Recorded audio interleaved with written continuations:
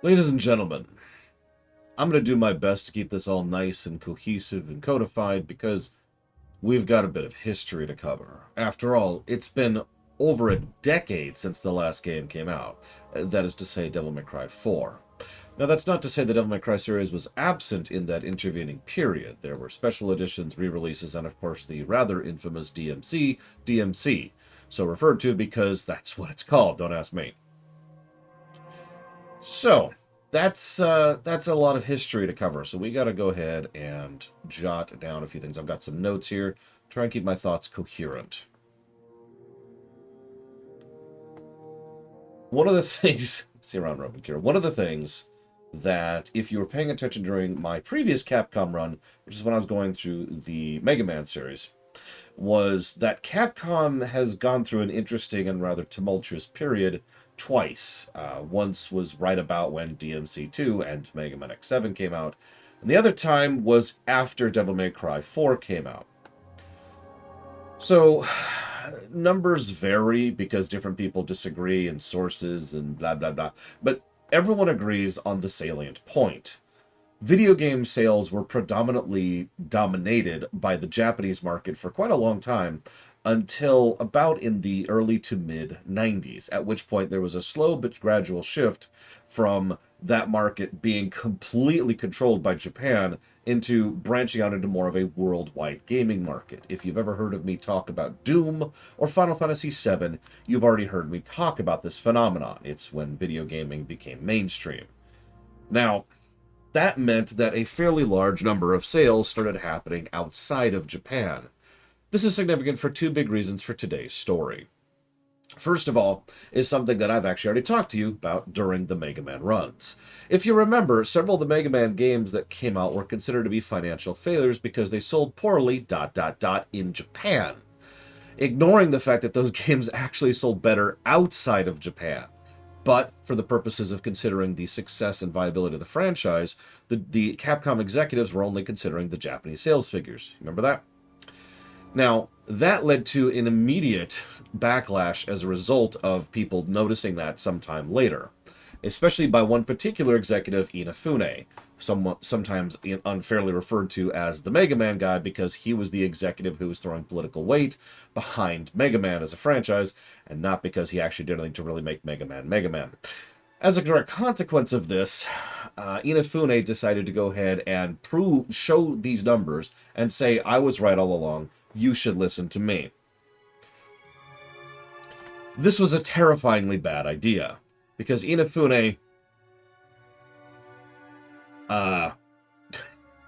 does not know what he's talking about, I think is the nicest way to put that. He's not a sleazy scumbag like Rick Berman, but from a professional perspective, he reminds me a lot of Rick Berman, someone who just happened to be the guy in a suit who happened to back a successful player, and as a consequence gets some credit for making sure that it had the political sway necessary to make sure the studio kept supporting it. Yeah, he's a businessman. He is. He's just not that great at it. He's better in the suit. I'm saying this wrong. He's better in the office than outside the office, if that makes any sense.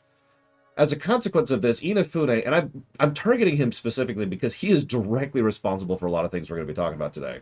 He was so influential in Capcom that he single-handedly started an entire movement that lasted for several years amongst Capcom, which led to the release of a couple of games, which I wrote down here. Somewhere. Surely I wrote these down somewhere. Of course I didn't. Bionic Commando is the one I remember right off the top of my head. But there were several games that they released, which were all done with the same mentality in mind. Okay. We can't make games for the Japanese market anymore, so we have to make games targeted at the Western audience. All of these games kind of suck. Now, I'm not willing to say they all suck, like, severely or extremely or whatever, and I'm not willing to put down that kind of a stamp right now, but I have actually played the Bionic Commando one, which is why it's the one I remember so immediately. And Bionic Commando was not great. I'm referring to the reboot, by the way, not the 2D one. If you're not familiar with it. Oh, I do have the list right here. Bionic Commando, Dark Void, and Spyborgs. That's the trio. However, there's something else going on leading up to this. So that's one spoke of what's happening, okay? Inafune, target the West. Remember this. let's go ahead and move back over here. So in this other spoke, rewinding time a few years. I also have some actual figures. I forgot I wrote these down. Check this out. Street Fighter 4 sold about 200,000 units in Japan, which is very good. It sold 2.3 million overseas, which is astounding. Anyways, so like I said, there were shifts. Stuff was going on. Cool. Then we have to talk about Devil May Cry 4. Now, here's the funny thing. This is so funny to look back at. You remember how I mentioned how Devil May Cry 4 had all kinds of production issues and was the sacrificial lamb and didn't have the budget it needed and all that fun stuff? Well, fun fact, the Capcom executives wanted Devil May Cry 4 to be the game that would really be the blockbuster hit. In fact, they wanted it to be a direct competitor to another game, God of War 2. Now, I'm going to throw some figures at you really quick. Now, here's the thing. God of War 2... Hi, Judo Joker, give me a second. God of War 2 sold insanely well. It's one of those true, like, statistical outlier kind of games, right? Like the GTA series. And that's what they wanted. They wanted double-digit million sales figures. And the reason I'm saying that so vaguely is because I'm not sure of the exact sale figures at the time. Like, I can tell you how much God of War 2 has sold now, but back then, I'm not actually sure. But either way, even back in the day, God of War and God of War 2 were bonkers well selling. That's what they wanted Devil May Cry to be. Oh yeah, by the way, what Hazardous just said in chat is absolutely true. You cannot predict those kind of statistical outlier sales figures. They're statistical outliers. That's why it's called that. Anyways, so that's what they were wanting from Devil May Cry 4. Now, here's the really fun thing. Devil May Cry 4 sold really well. Like, about 3 million units worldwide. Now, if you've been paying any attention to any of the times I have talked about sales figures, you know that that is not just good, that is amazing. Even a AAA company should be very happy with those kind of sales figures. But you know what I'm about to say. They thought that that undersold. And they needed to course correct, because clearly this is a direct reaction to the fact that we're making this game too Japanese. We need to pivot Devil May Cry and make it appeal to the West. For those of you familiar with DMC, you now know where this is going. Now, this is doubly funny for something. I'm just going to drop something here right now for you to think about this later. So they walked into DMC specifically wanting to expand the player base, okay? Remember that for later. So they decided to make DMC. Cool. So one of the things that they did was they looked down the list of things that were common complaints. Naturally, they listened to the last person they should possibly listen to, Inafune. And Inafune was getting most of his information from large-scale game reviewers, including people like GamePro and IGN. One of the things they complained about was that the combat was too complicated and the dialogue was too cheesy. Ladies and gentlemen, tell me what a Devil May Cry game is. So, naturally, they're like, okay, we're gonna do it. We're gonna do it right. We're gonna make it better, and we're gonna change it around, and we're gonna expand the player base. It's gonna be great. So they naturally went to the perfect developer for this, Ninja Theory. Now, I don't want to spit on Ninja Theory. They're actually not particularly bad developers. In fact, as I'm going to elucidate upon you, I didn't even know this until I was doing research for this very game. DMC isn't even Ninja Theory's fault. But at the time, so nowadays you might have actually heard of Ninja Theory, but at the time, nobody had heard of Ninja Theory because they were still very new. They had just gotten their feet wet in the market. They had made 3 games. Kung Fu Chaos, which you've never heard of, Heavenly Sword, which you might have heard of, and Enslaved Odyssey of the West, which we'll talk about in a minute. But it's probably their best overall game up until that point in time. So they were still new, still unpracticed, and still not sure what they were doing. And you're probably thinking, I'm sorry, hold up, Lore. You're telling me conflicting information. You're telling me that Capcom wanted to pour resources into DMC to expand the user base, and yet they're restricting those resources by going with an unproven developer to do it as a third-party thing. Uh-huh. Moving on. So, here's the thing. Regardless of the quality of the games I just mentioned, which, the thing is, Ironically, Ninja Theory focused on two things predominantly as their spokes of design at the time. Very heavy story focus. In fact, they were lauded at the time for having revolutionary motion capture tech on the facial rigging, specifically, and very simplistic, easy combat.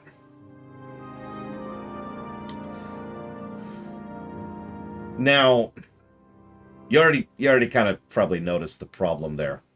But anyways, so they went with Ninja Theory. Ninja Theory started doing the development. Things started moving forwards. And by this point, they were already well into production of the aforementioned games, Bionic Commando, Dark Void, and Spyborgs. So rather than reverse course, they decided to release the initial DMC trailer.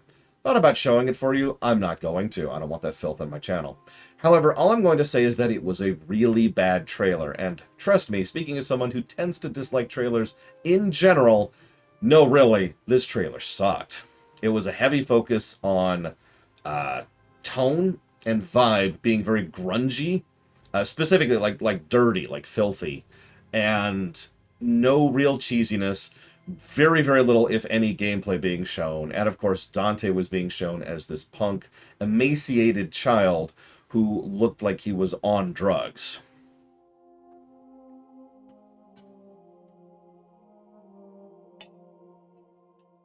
Now, fun little fact. Less than a month after that trailer dropped, Inafune left Capcom. That doesn't really have anything to do with our story. I just had to share that because I was thinking about the timeline. And if you remember, Inafune leaving Capcom ended up being a good thing for the Mega Man series, too.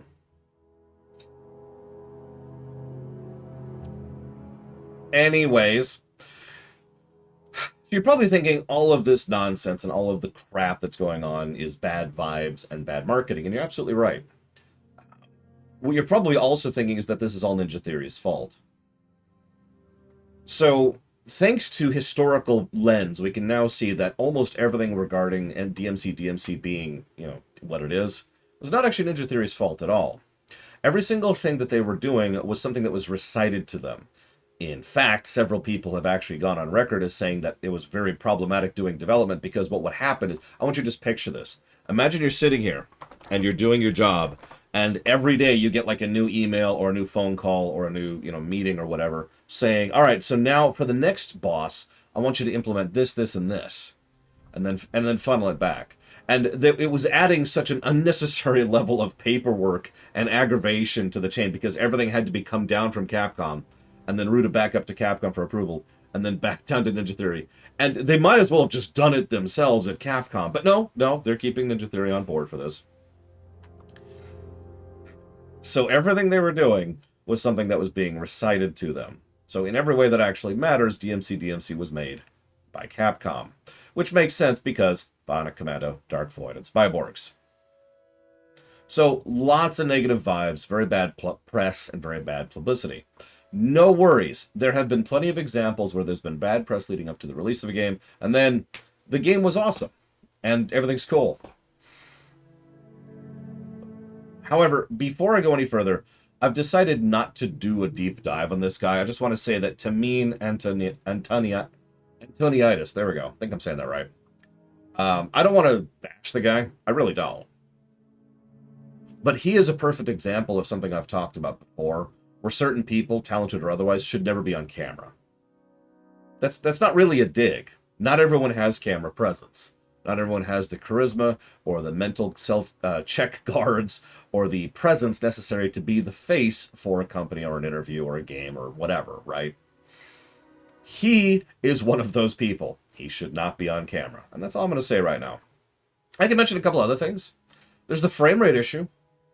This is actually a funny one, because this is how it was reverse engineered, how the development of this game was kind of streamlined to make it cheaper. You should see, so when DMC came out on consoles, it was locked to 30 FPS, which, in a game as high octane as these kind of games tend to be, honestly kind of sucks. But, whatever, right? Thing is, the reason it was limited to 30 FPS was specifically because of the fact that everything about this, it was an Unreal game, Unreal 3, I believe. But they just took all of the work and engine and design, engine's the wrong word, whatever's the step below engine. that they had made for Enslaved Odyssey to the West and plopped it down and made DMC out of that framework.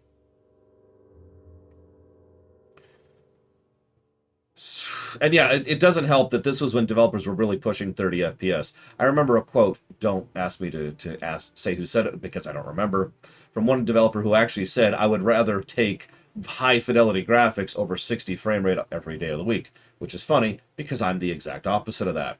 And I know I'm not alone. Now, just to be very clear about this, just to talk about the frame rate thing briefly, if it doesn't bother you, that's fine. And in fact, I have no issues with that. That's cool. Everyone has their preferences. But for certain types of games, having that level of frame rate is actually important because of the sheer level of intensity and speed at with which the gameplay is. If you were to actually play Devil May Cry 5, the game we're playing today, at 30 FPS, there's actually moves and abilities and movesets that you couldn't do properly. People have actually done slowed down comparisons of what some of these games look like at 30 FPS, and it literally, because of the rate and style of the gameplay, people will just kind of lurch forward, and yes, I know that the lawnmower is right out there. You're just going to have to bear with that, because I'm not pausing for that. Now, and Hazardous is quite correct. You can get used to lower quality graphics. You cannot get used to 30 FPS. Now, Yura is correct. They decided to go ahead and release the PC version with a couple of additional fixes and changes, which allowed it to actually run at a smooth 60 FPS. And lo and behold, it was actually fine. Now, that's cool. Everything's cool about that. But it really hurt the already significant negative press going around at the time, specifically because of everything else. Like, several people who, of course, naturally do not have PCs were like, well, why don't we get 60 FPS? And the answer was basically, sucks to be you. And I'm not really kidding about that because the aforementioned comment about how to meme should not be on camera. Now, all of this being said, DMC sold pretty well, all things considered. However, we got to add a couple asterisks to that. So first of all, the whole point of DMC was to expand the user base. Naturally, it sold worse than DMC4 did. Remember, they were already disappointed with DMC4 sales because they're morons. So, that sucked. But having said all that, as of this year, DMC has sold 4.6 million units. That's great. Like, that's really, really good. Props to them. It also, in many ways, helped Ninja Theory to get on the development backing and capital that they needed to eventually find their own niche, which they did with Hellblade Senua. So, cool. However, there's a second asterisk here. And that second asterisk is it sold terribly at launch. It was destroyed at launch. Completely dominated by every other game coming out at the time. And you're probably thinking, well, who cares if it eventually sold so well? So, gaming companies, I know a lot of companies do that, but let's focus on gaming companies for a second. Gaming companies have this really unfortunate problem of putting way too much emphasis on at-launch sales rather than sales.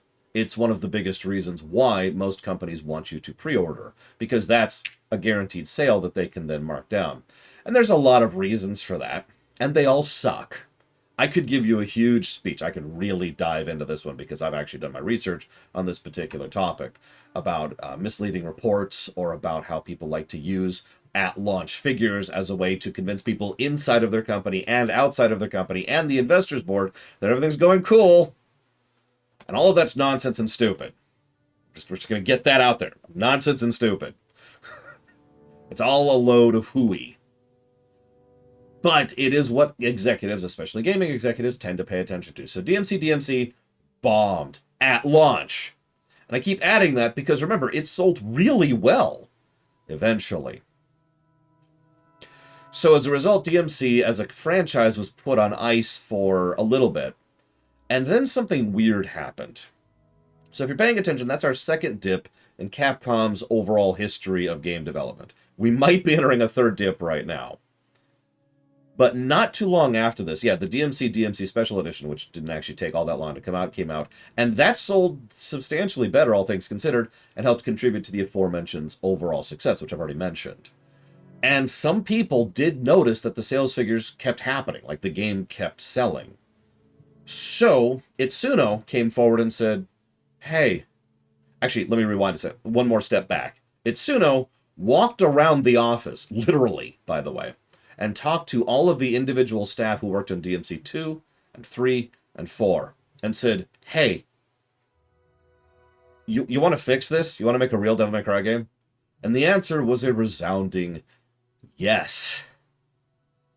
This is almost amusing to me, because in a similar story from DMC 2 to 3, DMC to 5 is almost the same pattern. None of them were particularly happy with what happened with DMC, and so they said, no, we actually want to make the next game. As a reminder, they didn't want to make 4. They're making 4 because they were forced to. But after DMC, they wanted to make 5. So they started shopping around, and they're like, okay, we need to make this happen. We need to progress and push forward and yada, yada, yada. So they sat down and they did a couple of things, including the DMC4 Special Edition, which was in many ways a test bed for several things they wanted to do tech-wise and design-wise with DMC5. I've said DMC so much in the last 20 minutes, it's losing all meaning. So, DMC5 happened, but the thing you have to understand about 5 is it was such a massive course correction. It was pretty much guaranteed to be a massive sales thing, but there's 2 other factors that need to be paid attention to here. So first of all, the marketing around 5 was actually really good.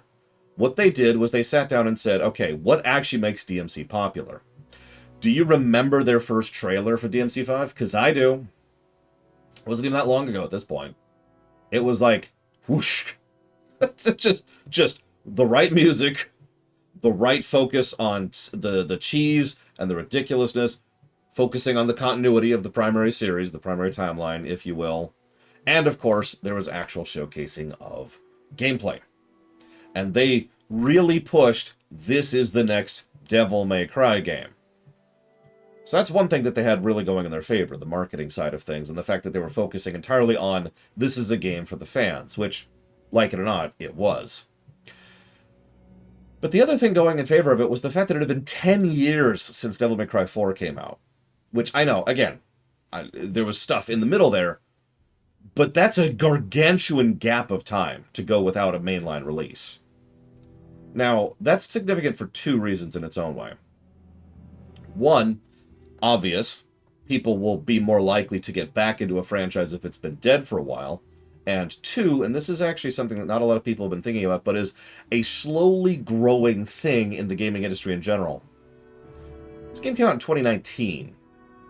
DMC1 came back in the early aughts. There are people who were not alive when the Devil May Cry series came out that are now old enough to appreciate it. We've literally moved forward a full generation. And now there are people who are a new audience.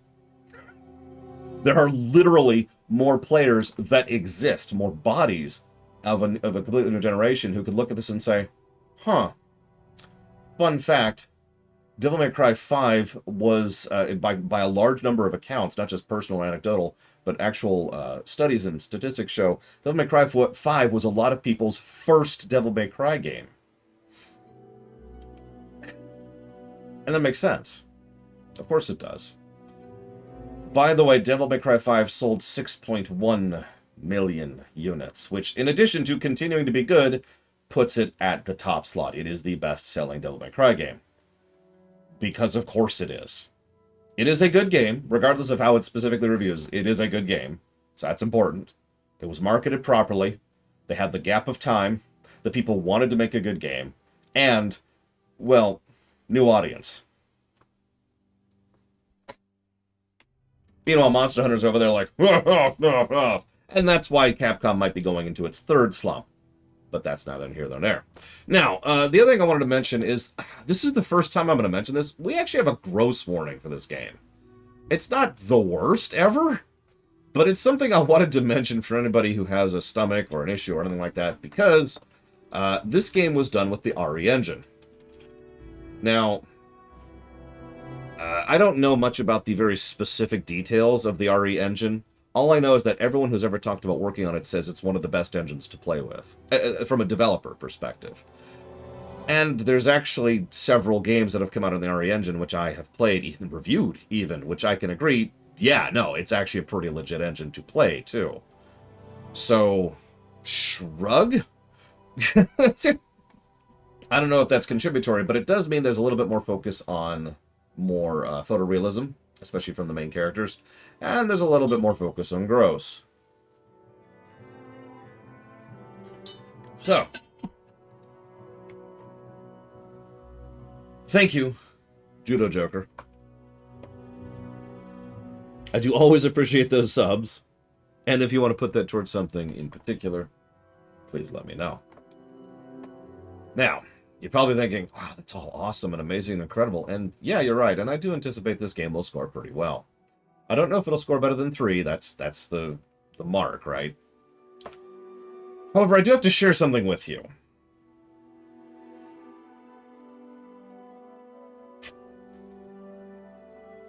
I feel like this speaks for itself, but I actually bothered to get the full screen grab of all this nonsense because... yeah. This is, Now, the best part is, I bothered to grab this part down here at the bottom. So there's actually weapons you can get, which, honestly, I'm a little bit more okay with. But what really irritates me, there's this alternate styles, that's cool. Title calls, that's cool. But this thing at the bottom here, live-action cutscenes. I actually recommend, this is funny. You can buy that for $4, or you can go pull it up on YouTube for free. It's there. I checked this morning. And you can just go watch the cutscenes in this game in full live action. Which I highly recommend you do if you ever have the time, because they're hysterical. But anyways...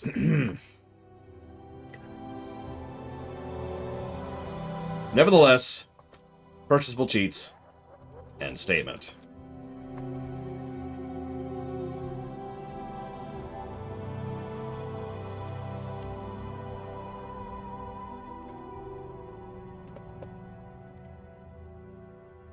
Thank you, Five.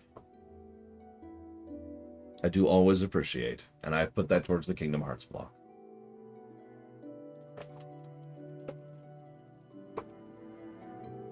I think you're right, Zizler.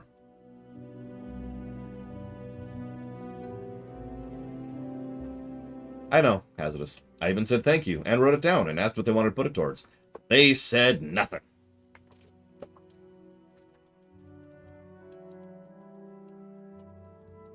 Valvedrix did, Triaxia.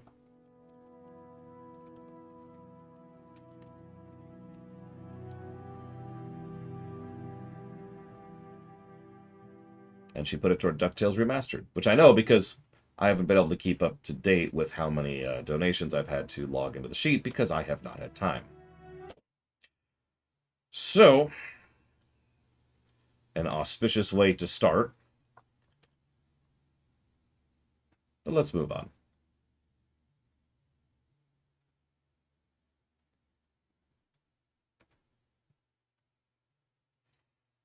No, why would I be Triaxia? Now, unfortunately, Pesnator has decided to prevent us from continuing to stream this game. So I'm sorry, I have to actually cut off stream right now. Because of Pesnator, and for no other reason. Sorry, everyone. This is also the first game in the series which actually doesn't mute when you alt-tab, which is great.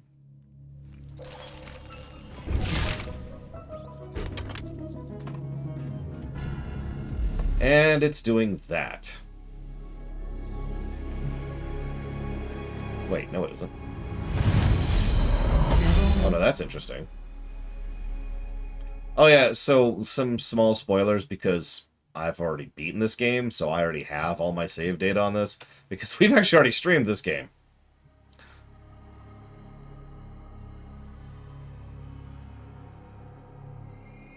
Hang on, Invisible Ink, is that on the list, Pesnator? Let me double check here really quick.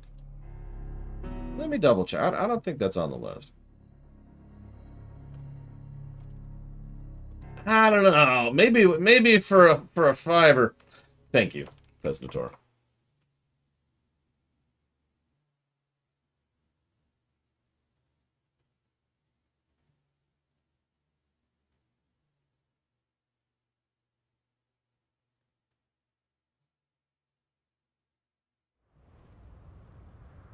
I do always appreciate your support very much. Thank you. I put that towards Invisible Ink. So I'm going to watch this for a second. It should be fine. Yeah, I'm just going to play with New Game Plus. I don't care. Okay, so that shouldn't be, but... Redgrave and its surrounding cities have ceased to function as a result of the mysterious tree that apparently attacked the city. Nope, it's still a little stuttery. In light of this incident, the government... They're demons! I've seen them with my own eyes! Redgrave is completely taken over! Let us pray for mercy. This is a trial from the heavens above. Same crap, different day. So, tell me. Tell you what? How does it feel to be rescuing the guy that killed your father? Hey, I'm glad we're getting personal. Well, he abandoned my mother and I and left us for dead. So I feel nothing. Well, he's not exactly going up for Father of the Year award now, is he? His research wasn't half bad. Came in handy. Mildly thankful for that. They have to do that in here. It already smells like ass. That's you!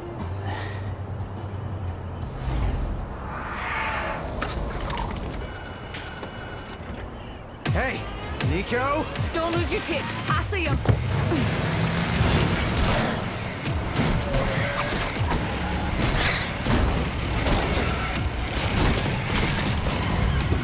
Hey, you have to hit every single bump in the road? Gonna ruin my groove.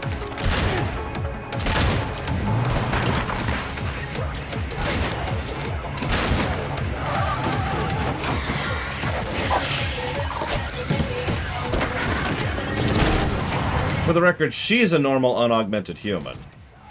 She is, however, very good at what she does. I didn't hit start, Valvatrix. This is just playing from the title menu.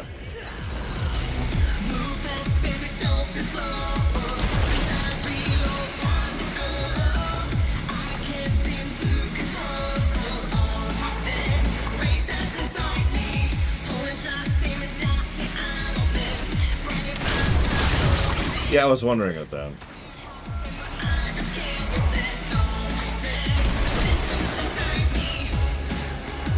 Yeah, that van is just whatever.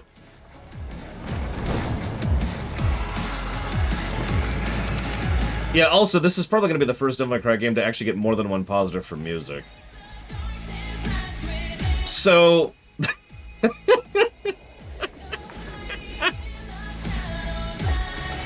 Yeah, Chicoida's not kidding. The van is literally an artifact.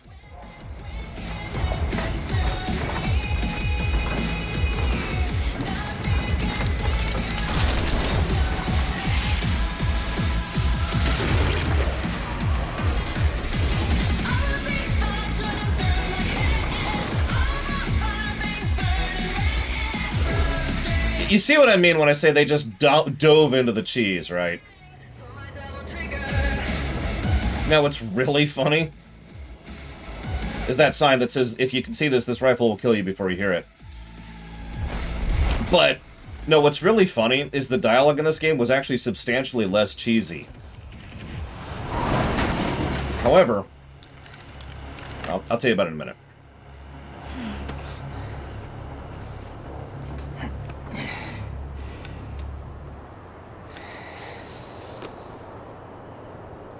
By the way, I like Nico.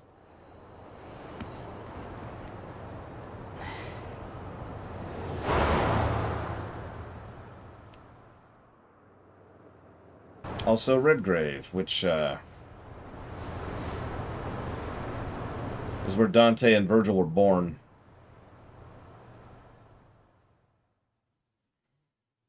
You notice Nero's still just a little bit of that wholesome kid, right? can't stand the smell of cigarette, you know.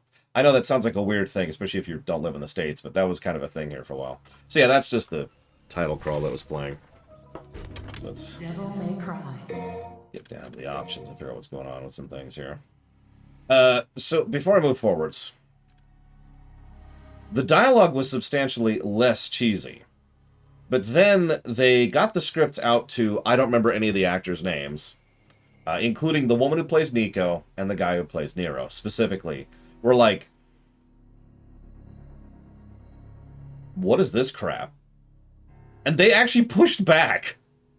They actually contacted the offices in Japan and were like, hold up. This does not work in English. I don't know if this is a localization issue. I don't know if this is a writing issue. These are not our characters. We need to fix this. Now, credit, the Japanese office then sat down and was like, all right, let's work this out. And massaged the script in order to turn out the dialogue that we will actually be seeing in the game. Several aspects of it were obviously cheesed up, but there were also little nuances in the performances, which are down to the motion capture. As a quick aside, one of my personal favorite bits is that Nico originally had absolutely no cheese about her whatsoever. She was the straight face, kind of like Agnes a little bit, or actually Kratos might be a better example. She was modeled much more after Kratos. So she was boring as sin. The thing is, the actress, who I can't remember her name, but she's an Australian actress, she was just like riffing in the booth. And everyone involved was like, that sounds so much better. So they changed Nico completely into the Nico that we'll be seeing for this game. Hang on, let's look at a couple of things here.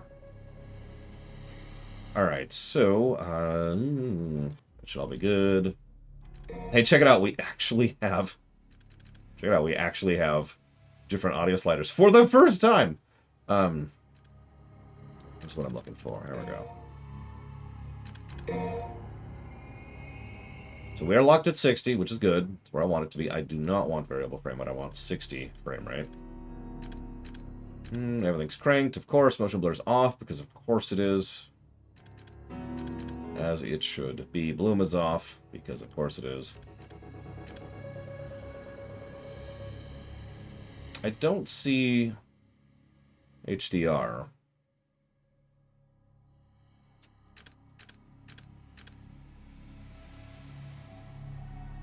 Unless it's being called something that I don't recognize, which is probably what's happening.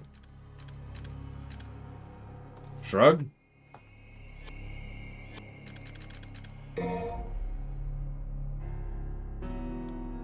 Okay. Well, yep, okay. Maybe turn it darker. Behold.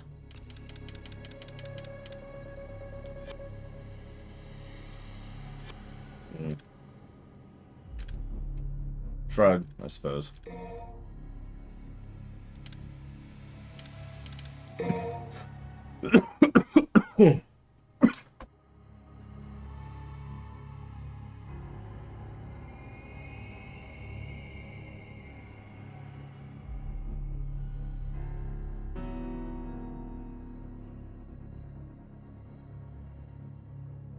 So this is what this means. Sorry. Coughing fit. Now that's a cool outfit, but I just like that one better. Yeah, we'll stick with classic for Trish. And I guess that's everyone. What's up, Omega Legion? What's weird is I'm not on HDR right now. Like, usually when an HDR game pops up, it actually gives me a notification on my monitor. Oh! That's why it's not an HDR. We're in windowed mode.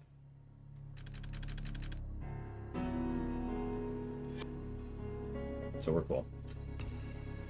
Unleash Virgil by buying it on the store, which we're not doing.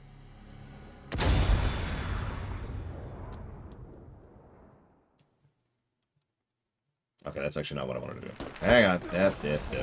Ignore this guy. He doesn't matter. Nobody cares about him.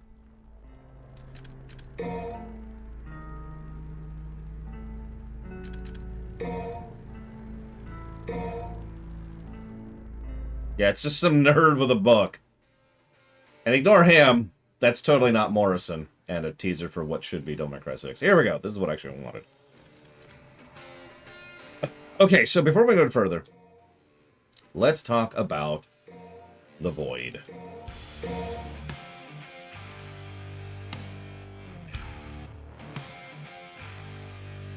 We'll just start basic. So the Void is, and I mean this with total sincerity, one of the better ideas they had with this. This is it, but you have options for yourself, as you can see there. You have options for the enemies. You can see what enemies show up. You can decide their damage. You can decide whether or not they do anything. You can reset everything. You can change your skill list. You can change who you're playing as. This is the way to get good at this game. I know that sounds strange, but this is a completely safe, no judgment, no nothing, infinite, malleable and customizable method by which to just get used to the game. Get used to playstyles, get used to timing, get used to attacks, everything. Oh, jeez. Oh, God, they changed the buttons on me. Yeah, this is an awesome mode. If you're paying attention, by the way, Capcom actually released a couple of games with modes like this in this era, including Mega Man 11. So, apparently someone somewhere was like, you know, it's a good idea, and just kind of ran with it. I'm not going to show this off too much, because there's not much to show off, honestly, other than all the many options of amazing. But this is incredible. This is triple positive worthy, no question. If for nothing else than the sheer malleability of the options that are on display here. Oh my God, I'm gonna get used to that. Oh, yeah, the buttons are different than they used to be. So this used to be Buster, and this used to be Jump.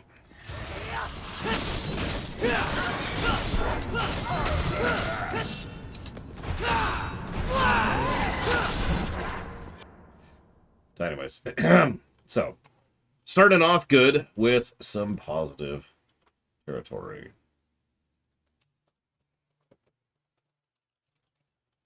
And everything's rebindable, but I'd rather live with it because honestly the other games were the aberration.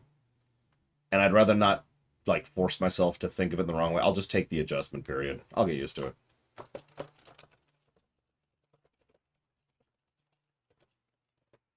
Yeah, exactly, Zetzler. B should be Jump. It just hasn't been for several games. That's where I'm at. In fact, I'm almost positive what happened is the first time we streamed this, because it saved most of my settings, I bound B to Jump, and that's why I've been screwed up. So yeah, I gotta wait through the kiddie pool for a little bit here.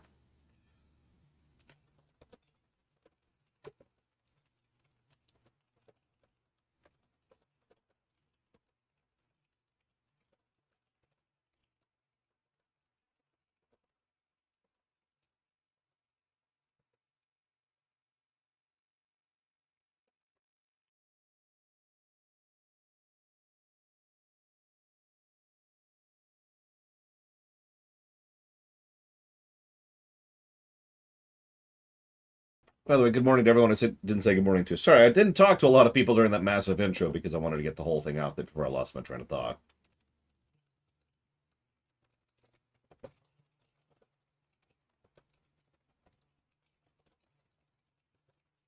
So yeah, the Void's legit. Absolutely. Positives, positives, positives. Excuse me. Yeah, I talked at people, which is different for me, admittedly. Who's that loser? All right, so,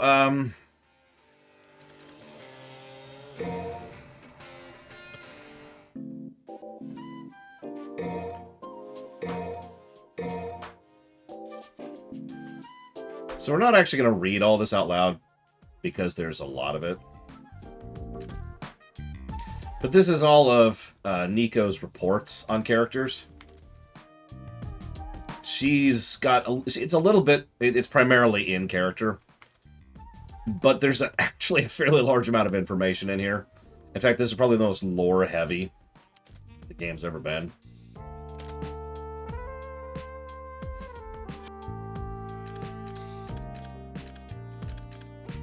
I will read one of these out loud. Morrison!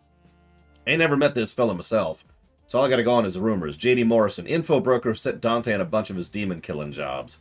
Lady seems to have had a few run-ins with him, too. So great, we finally got someone who knows who's in the know. Why can't he pass Nero a gig or two?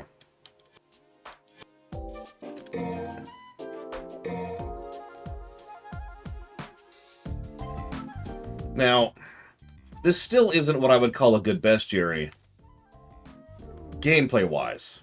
But I think we are finally at the point where I can actually call the bestiary a positive, story-wise, because this isn't really a bestiary, it's a codex, which is its own thing.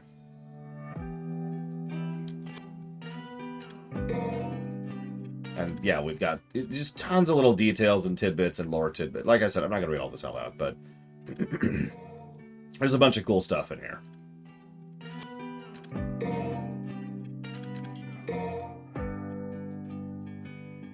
Also, we're keeping that thing from DMC4. Yeah, basically everything looks different and new in this game, like it or not. Now, hang on. Let me mess with something. Some people are saying it's too bright. I don't see that, but I'll try and turn it down just for you.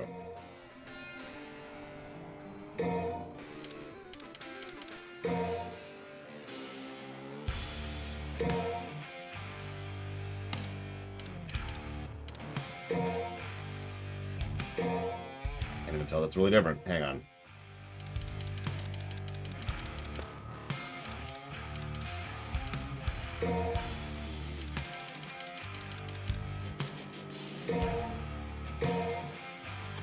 Does that look better?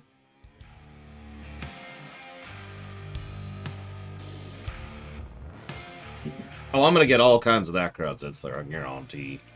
Although, actually, so far that hasn't been true in all 4 DMC videos and VODs and highlights. Nobody's actually been like, I hate you because you suck.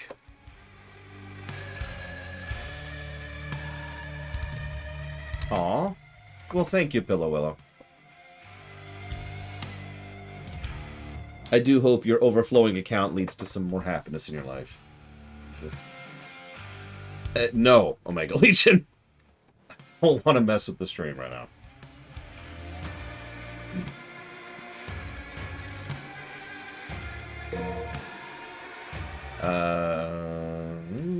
Do I want to do that now?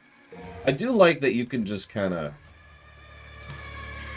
jump into secret missions, by the way, from the menu. I don't remember if that was a thing in 4, but I do like it's a thing here. Okay, fine. Fine, Omega Legion. Fine. Here, I'll screw with everything. I didn't think so.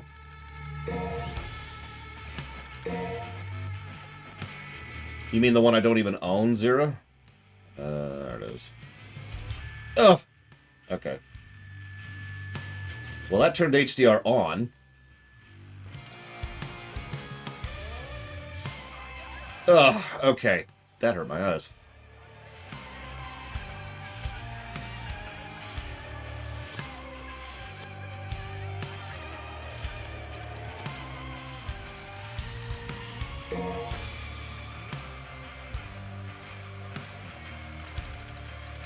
Yeah, we started going through that. That's right, we farmed a bit, didn't we? Dwarf Fortress?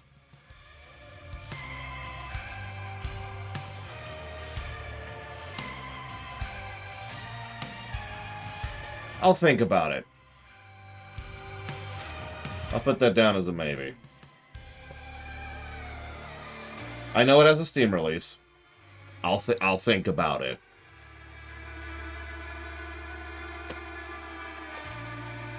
I now own the Zero campaign. And by the Zero campaign, I mean the Virgil campaign. Thank you, I think.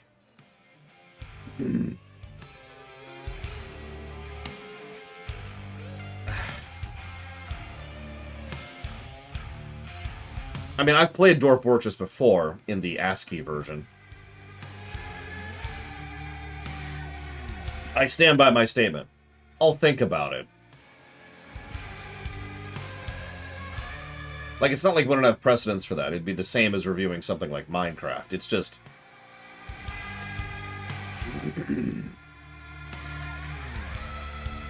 What am I having trouble with, Traxia?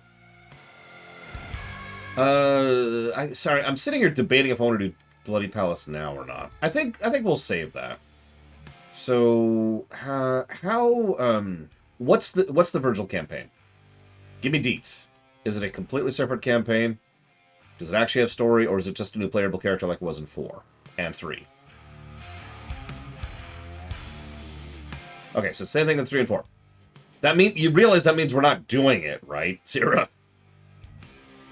Because I know that is the final boss at the end of the Virgil campaign.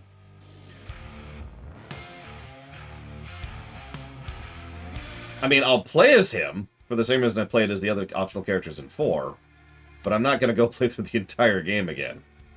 Again. However, I'm going to do this really quick. To download the thing you just grabbed me. Come on.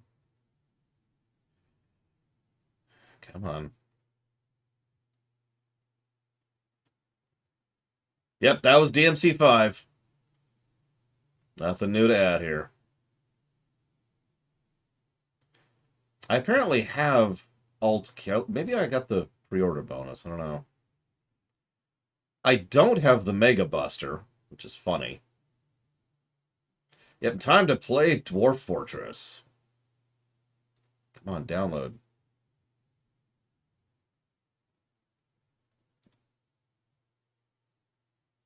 There you go. Okay, now it's grabbed. Sorry.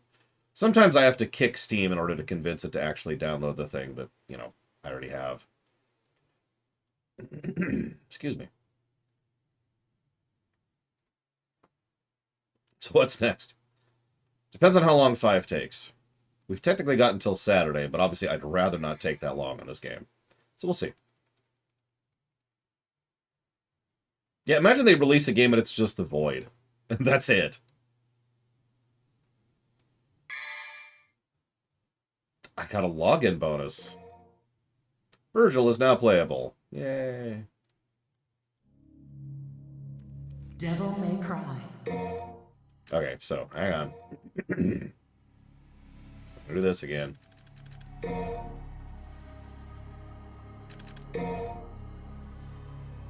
Ha! Lol. Omega Legion. Okay, so... Yep. Come on.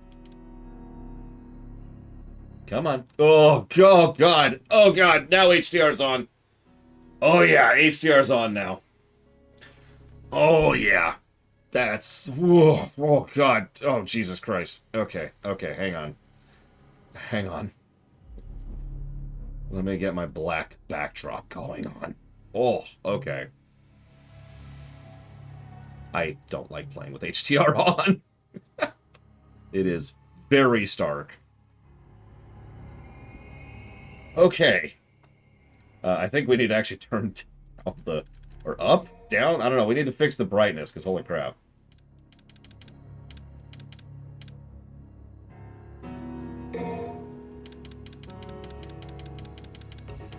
Jeez, I can barely see that.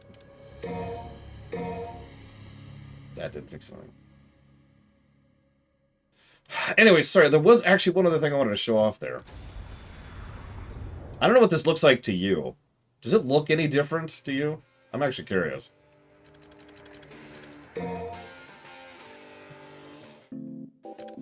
Like, it looks monument. Like, my entire screen is just because, of course, HDR is on now. Wow. Yeah, I'm never doing that again. Okay, so hang on. Story. That's just the cutscenes, although that's cool.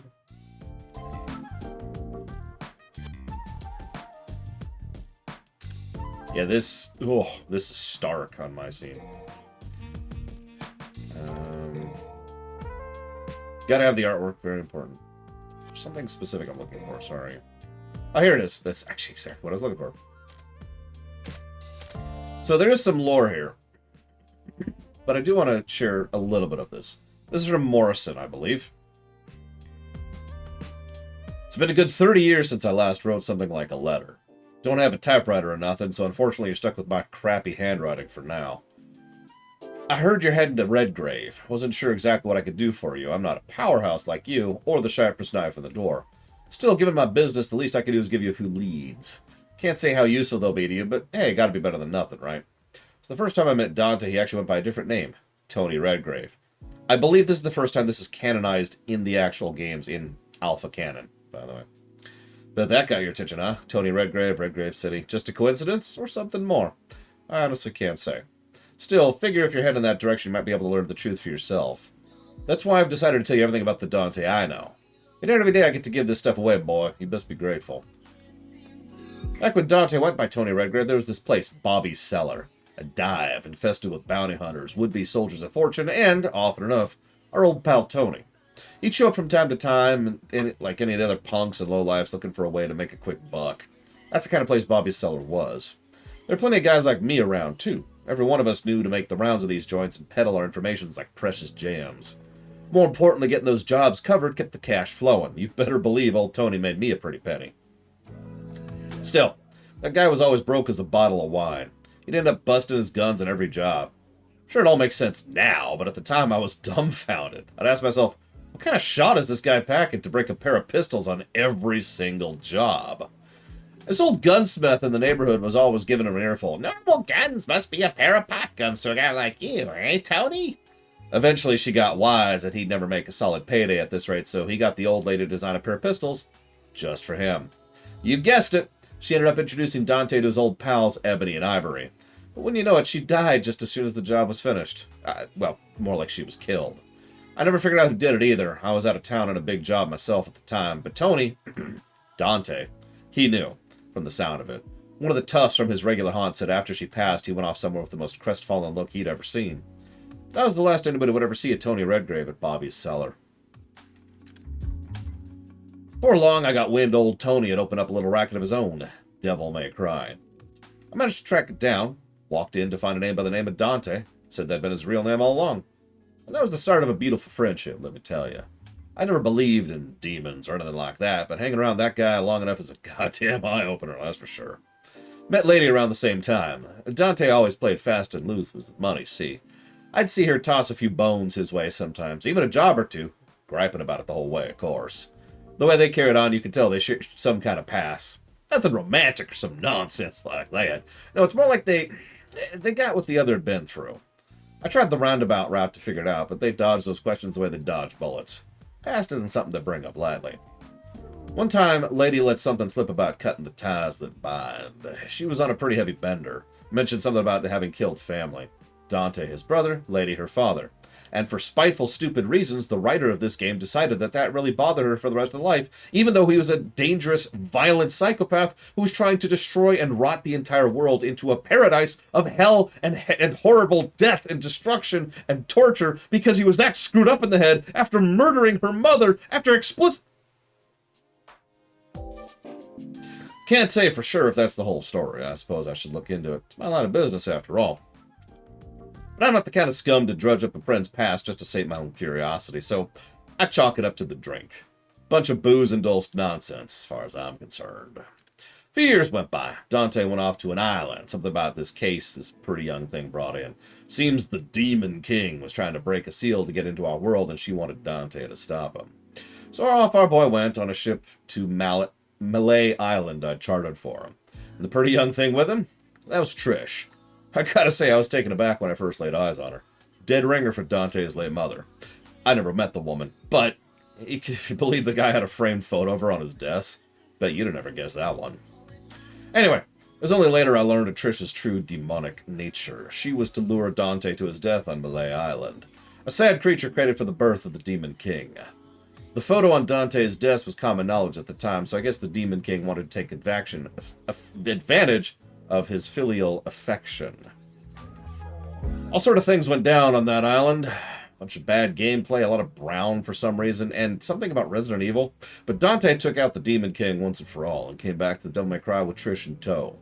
Now, I don't know what the details of what transpired out there. Prying into such matters is unbecoming of someone of my position. Besides, important thing is, back then, Dante defeated the ruler of the demon world. This time around, when V showed up, guess what he had for our boy Dante? Defeat the resurrected Demon King. So Dante took the case, hoofed it to Redgrave City. Now, is the Demon King waiting for him there the same one from LA Island? Your guess is as good as mine. Still, I can't shake the feeling this whole thing is connected to Dante's roots somehow. After all, this is the Tony Redgrave we're talking about here. There you have it. Whole kit and caboodle. If I learn anything new, I'll be sure to contact you, so don't go dying on me before I do. I think I see another beautiful friendship in the works here, kid. Don't let me down.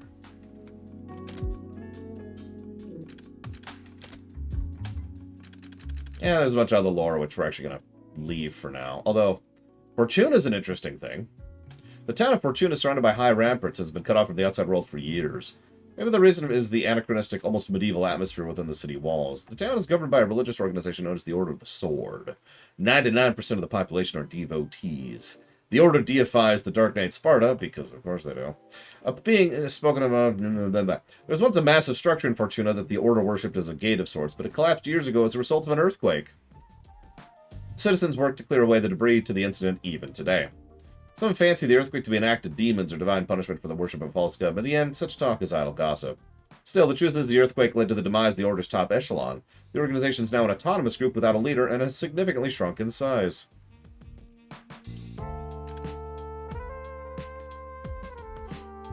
The International Gunsmith Directory. When it comes to crafting beautiful guns, Nell Goldstein is the only one who can be called a master. Nell's weapons are a work of art. They're not adorned with unnecessary ornamentation, nor do they sacrifice functionality for form. Rather, Nell's creations are honest, pure, and simple, elegant designs. This is the beauty Nell put into her craft. Her obsession was a .45 caliber weapon. She crafted all kinds of new designs, earning her the nickname the .45 caliber virtuoso. Fortunately, Nell Goldstein lost her life a few unfortunate years ago. In an accident, she left behind a daughter, although the two were estranged at the time of Nell's passing. More than a few gun enthusiasts, the author included, must be hoping that Nell's daughter inherited her mother's techniques. Legend of Sparta. Blah, blah, blah, blah. The Dark Knight Sparta split his power in 3 parts. One blade bore his own name. The second blade was to embody retaliation. The final blade was to embody a god of death. I don't think this is the origination of that idea, but this is definitely the codifying of that idea. We actually already talked about the difference between Yamato and Rebellion.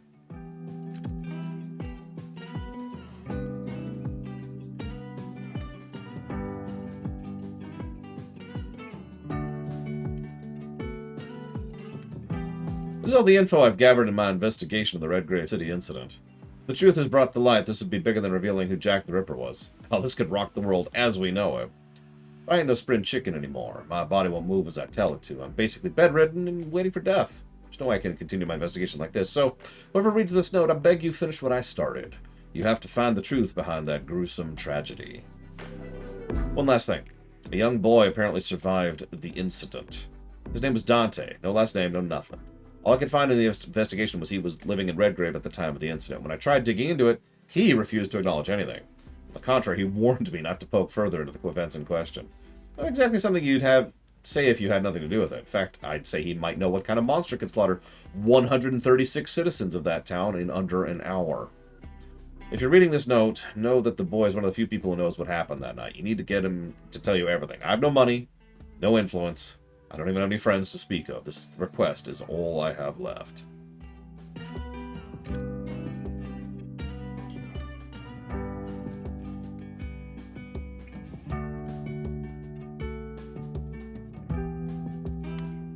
We'll go ahead and read this one. I mean, might as well. We're already doing this. I have to think of that boy. As of late, wise beyond his scant years, he'd show up at my home with his nose crammed in some collection of poems.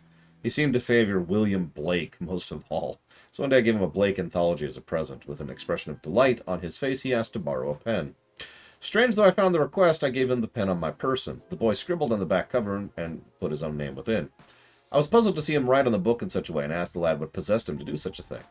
Clutching the anthology to his chest, he answered thusly.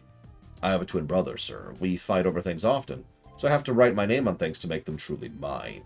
I found myself charmed by his statement, and once envious of such purity. I felt ashamed, me, a self-styled bibliophile, had devoted himself solely to preserving the beauty of books. It was clear this child loved books more than I ever did. The child's no longer in town. He disappeared amongst circumstances unsavory. Perhaps he is no longer in this world. To think that a promising youth like that could lose his life, while a lout like me drags on. The thought's almost unbearable. I'm already in my twilight years, perhaps why I recall this youth's serene eyes and every opportunity, pure, untainted youth. A large number of citizens were cut down in the heart of Redgrave City on the evening of the 16th. The exact number of victims is currently unknown, and the perpetrator is still at large. Police have cordoned off roads in the vicinity. An investigation is currently underway, as is the search for the criminal. Authorities have reported the victims of the Redgrave City Massacre now number in the hundreds. The remains of the dead are horribly disfigured, with only pieces of the victims being recovered. Although bodies have yet to be found, a large number of citizens have gone missing since the incident. The police are trying to piece together the events of that night through the few scant survivors, and are hurriedly reviewing all the damage. Police reported the corpse of a woman was discovered in the charred remains of a residence that had gone up in flames on the night of the incident. The woman is thought to have been the owner of the residence, but evidence to substantiate this claim is currently lacking. According to the testimony of the other survivors, a pair of twins also lived with the woman, but their remains have yet to be found. So yeah, if you're paying attention here, this is either part of the cover-up, or this is the result of the cover-up. Take your pick. So the Qliphoth. This is a straight-up retcon, and I've actually already mentioned this because they retconned this to be the result of Mundus's power, which actually it says right there. So let me just read this out loud. The Qliphoth is said to be the tree of life that resides in the demon world, the source of all life, and gathers human blood, which is the source of demonic power. Once every several thousand years, the tree bears fruit made of condensed blood. Whoever should eat this fruit gains sovereign power to rule all. Trish told of a demon named Mundus who consumed one of these fruits to become king of the underworld. Pause. As a reminder, that only put him at the level of Argosax, and in fact the two then tied in overall combat, and then Mundus was beaten by Sparta. But that's if we assume DMC2 is actually alpha canon. Moving on. Whoever should eat the fruit gains sovereign power to rule all. The Qliphoth never bore fruit again after Mundus, as Sparta separated the worlds of demon and man. But now, the border between these worlds is no more, and the Qliphoth is sure to bear fruit once again. I dare say the tree has appeared on the surface for this very reason. The laws of the underworld differ from ours. Unlike the trees of our world, the Qliphoth grows from the surface to the deep underground. If you wish to reach the point where the fruit grows, you must head straight down, and I doubt you need to tell me to tell you what manner of abomination waits below.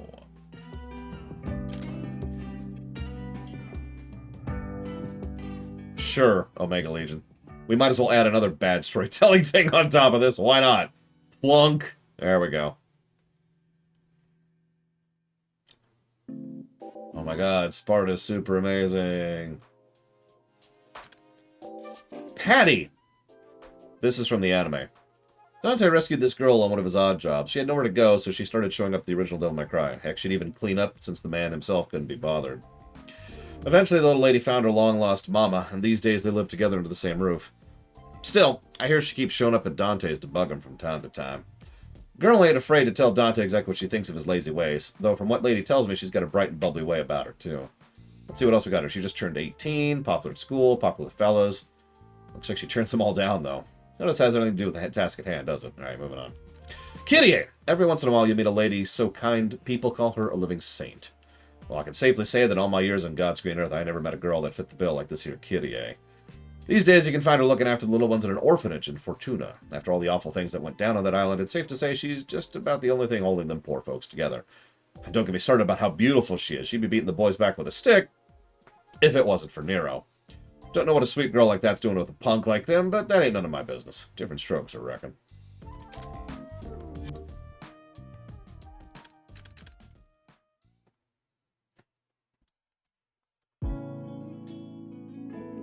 Okay, so now I gotta find my document. This is actually hurting my eyes. I need to turn off this HDR. Maybe this. Rid of it. Yeah, you'll notice they're doing an actual codified effort to build some world building in 5. Arguably the first time to do it in the franchise, or at least in the games. Yeah, the real question is, will this stick in 6? That's when we'll really know.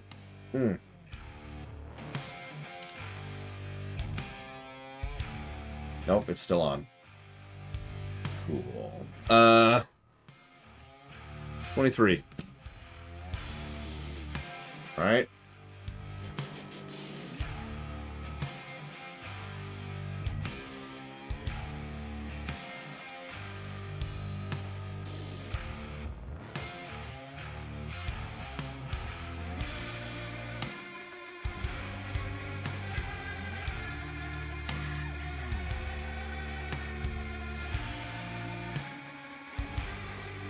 Okay, that looks wrong now, but it's not killing my eyes anymore, so that's the important part.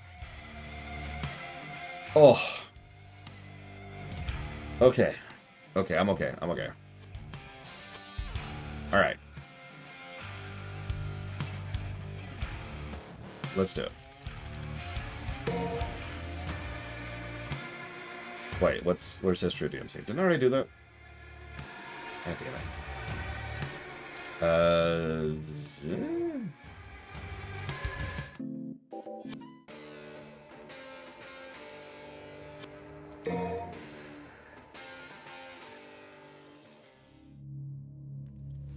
Devil May Cry.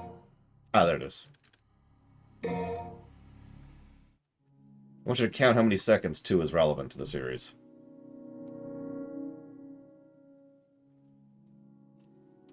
Blah, blah, blah, Sparta, blah, blah, blah.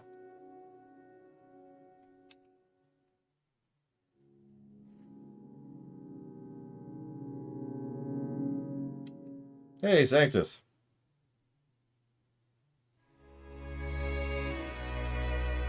I'm supposed to be reading this out loud. I thought this was voice acted.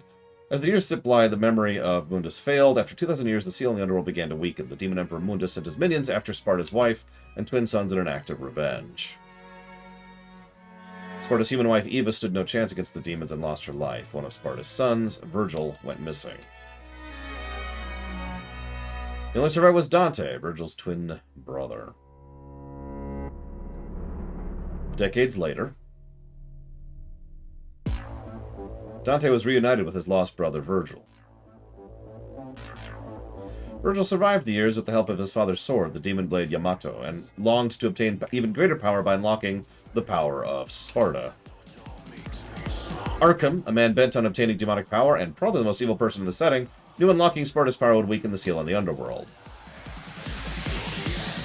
To this end, Arkham manipulated Virgil from the shadows to fulfill his deluded ambitions. Conflicted over his feelings over his lost brother, Dante set out to stop Virgil and Arkham. Along the way, Dante met a demon hunter named Lady. Her lust for revenge against Arkham, the man who killed her mother, served to steel Dante's resolve. After learning Arkham was the real threat all along, Dante and Virgil teamed up to fight the Mad Scholar. However, this camaraderie did not last long, as the two could not overcome their differences. The battle between brothers was fierce, but Virgil met his match. In the end, he refused Dante's help as he fell alone into the underworld. Soon after, Dante opened his shop for business, Devil May Cry. Fronting as a local handyman, he used his business to hunt down demons and collect information on Mundus. Sometime later, a mysterious and beautiful woman appeared at Dante's door. The woman's name was Trish, and she bore a striking resemblance to Dante's deceased mother, which makes it weird that you called her beautiful, but that's neither here nor there. She then led Dante to Malay Island, where Mundus had been sealed away. There, Dante faced a gauntlet of Mundus's minions, all of whom fell to the Devil Hunter's inordinate strength. One such adversary was revealed to be Virgil, warped into the demon known only as Nilo Angelo. In the face of Mundus's cruelty, Dante's anger erupted like never before. The true power Dante inherited from his father Sparta was unleashed, which he used to seal Mundus away once again. Roll eyes. Dante then returned to hunting demons with Trish and Lady at his side. Anime. Many demons continued to invade the human world. But not even the demonic rulers rivaled the power Mundus could match Dante's strength. Hell was at peace in the human world. 8 seconds! But not for long! A Sparta-worshipping cult known as the Order of the Sword aimed to take control of the human world through demonic forces. Thus, Dante traveled to their base in Fortuna to assassinate the Order leader Sanctus. Incensed by this affront, the Order dispatched young Holy Knight Nero to kill Dante. Nero learned of the Order's true goals during his pursuit of Dante and was killed for it by the scientist Agnes. Unbeknownst to all, Virgil's sword Yamato had been in the Order's possession. The blade resonated with Nero, reviving him with new demonic powers. This was proof enough that the blood of Sparta coursed through Nero's veins as well. Having learned of the Order's sinister plans, Nero confronted fellow Holy Knight and mentor Credo about his involvement. But alas, the former mentor had been working towards the Order's goals all along. On top of everything, Sanctus was revived with the aid of nefarious powers. Nero's beloved Kyrie was then taken hostage. And the lovers were absorbed into the core of the Order's ultimate weapon, the Savior. Enraged over his sister Kyrie's treatment, Credo tried to save Nero, only to be dealt a fatal blow at the hands of Sanctus. This one all seemed lost, the legendary Dante arrived to battle the Savior and rescue Nero.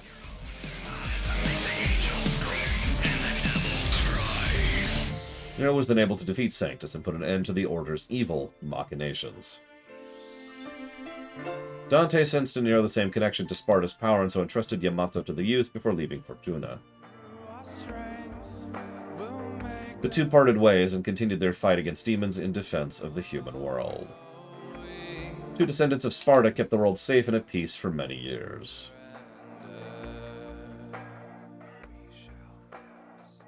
But nothing lasts forever. And a crisis looms on the horizon, the likes of which the world has never seen! Something even bigger and more powerful than Mundus, and Argosax, and the random anime one, and the other 15. Yes, that's right, it's the real Demon King! Be terrified. Also, never play Devil May Cry 2. Worst game I've ever reviewed. Okay. Gotta jot down a couple of things now.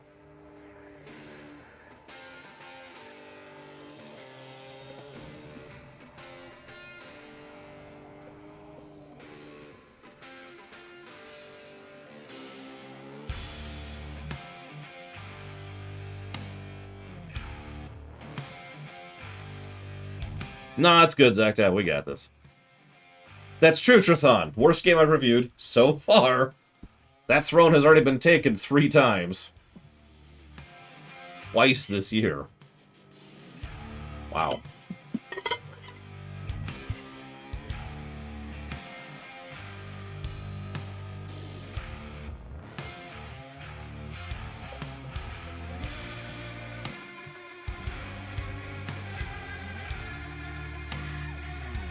So, oh yeah, God of War 5 is totally going to be the worst game I've ever reviewed. Wink. So I'm going to go ahead and give an opinion right now, and I'm curious if the review will back it up. DMC 5 is effectively a remake of DMC 3.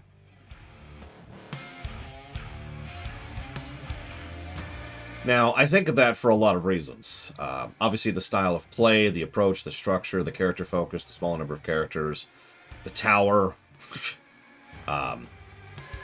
Basically, a lot of things on both the gameplay and the story side really feel like, hey, you remember DMC 3? Well, here's a more modern take on it. I mentioned this, actually, during the DMC review, if you were paying attention. Now, yeah, this is not the first time they've done this. And, well, we'll see what we think of it, like I said, as we go through it.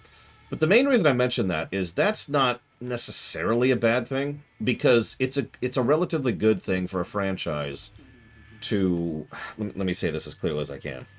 It is not a bad thing for a franchise that's floundering to play it safe with its next iteration if, and this is critically important, if it's good. You have to actually do it well. You have to get your grounding again. You know, get stabilized. All right, hang on. then you move forwards, right? And again, we'll see where this goes, if this goes with Devil May Cry 6. But you really do have to nail it. You have to land. You have to stick that landing.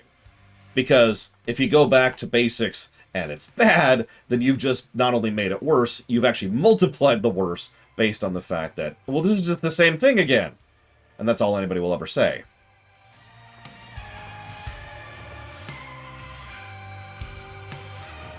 Corporate politics. Dante is powerless before them.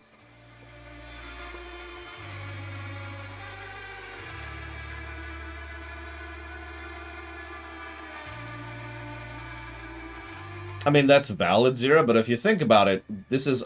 even if this isn't a remake of 3, which I absolutely think it is, in terms of structure, style, and approach, this is definitely the sequel to DMC 3. This ties into 3 more than any of the other games. Like, over and over and over. Which is funny, because it's actually Nero's story. Having said all that, again, we'll see how it lands. We did do a review of this last time, and I'll check my notes later. See what my old thoughts were. I would have been fine with Nico not being a new character. I've actually mentioned that a couple of times, PB Good Faith. It's a shame, because I actually really like Nico as a character. But, again, there's no reason they couldn't have done something else with her. Okay, so hang on. I gotta jot down some notes really quick. Give me a moment. And thank you, Polikos. Always appreciate that sub. I will jot that down for the Dragon Age. So named because nobody even remembers anymore. Seriously, how many of you remember why in lore it's called Dragon Age? Don't lie to me. Don't Google it.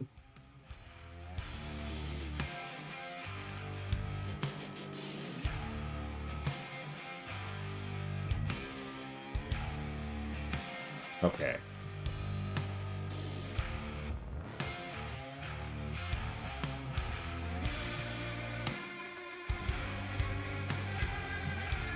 If you say it's the Dragon Age in lore, that's not the answer I'm looking for. That's the easy answer. Why is it called the Dragon Age? Hey, Bragwin got it.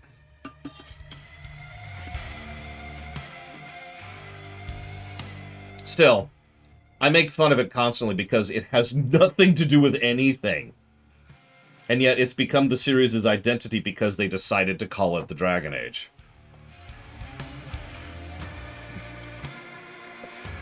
Okay, so... I mean, at least Mass Effect has something to do with the setting, you know?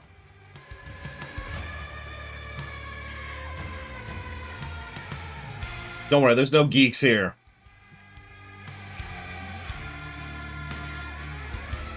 I mean, there are a couple of dragon fights. There are literally 2 dragon fights in Dragon Age 2.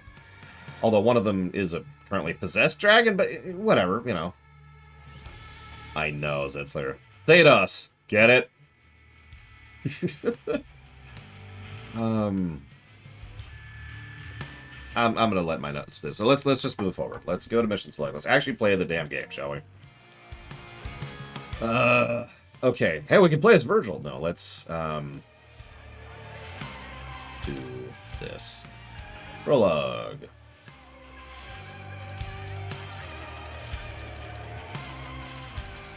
I'm trying to remember all my stuff here. I mean, we could Takoida, but, you know. There was once a demon who saved the world from destruction. His name was Sparta! Sparta! And it grew both day and night till it bore an apple bright. Oh my god, people!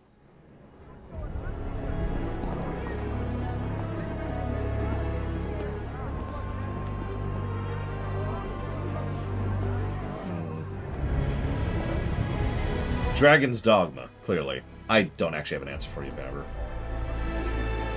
Pro tip, if a giant, organic, weird-looking tree bursts out of the ground, don't just kneel and pray to it.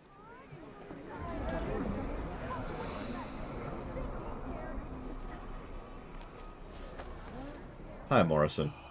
That's the RE engine in effect right there. Long time. You never had this much trouble. You gonna make it through this, Dante?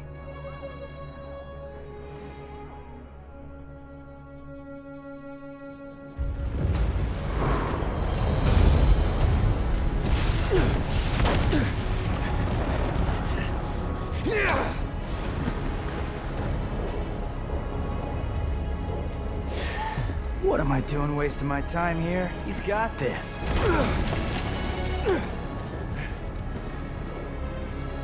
You should not underestimate this demon. After all, it was he who took your right arm and gained a great deal of power from it. I'm leaving. I suggest you do not fall behind. Yeah. Okay, V. You're an interesting guy, but you're right. I've got a score to settle with that son of a bitch.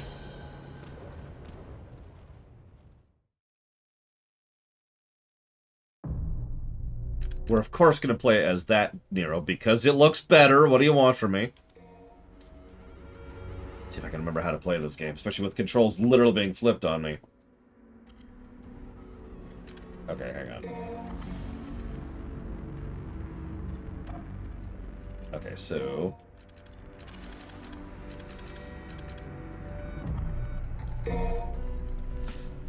Also, I do want to mention... Even from... So, the Void is already awesome. Yeah, we farmed a little last time. What? Slayer, what? Even though the Void is awesome in a vacuum, the fact is, while getting abilities, you can be like, I wonder what this ability does. Hey, maybe I should go try it out, and then you'll set into it. Here, I'll just show it off here. Let's grab Charge Shot. That's a good example. I would like to try out Charge Shot, please. And it gives me a tutorial.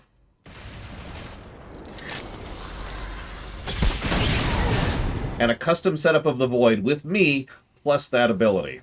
This is so good. I'm sorry. There are so many good design decisions in this game. I'm going to be gushing for a little bit.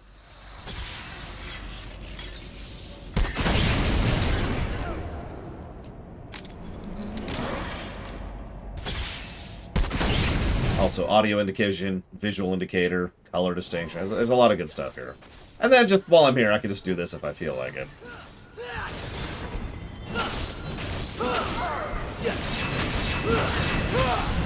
I can also do that. I don't know if you can do it in 4. I can do it now.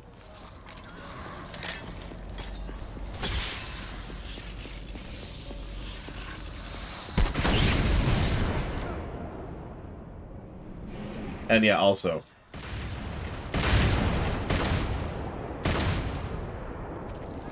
So anyways, so let's go back out of this.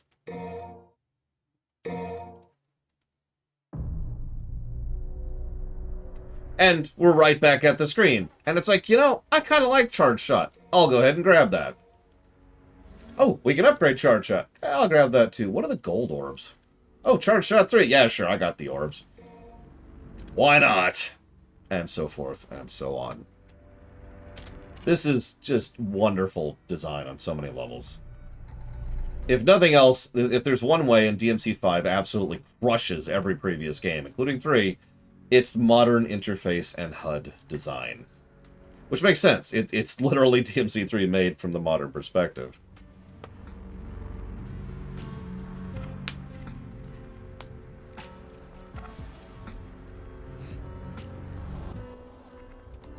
That's a good point. Bokimi's correct. Hang on. Let me make the HUD reflect Bokimi's reality. There you go.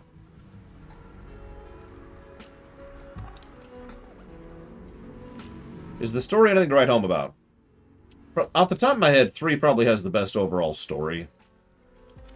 But we'll see.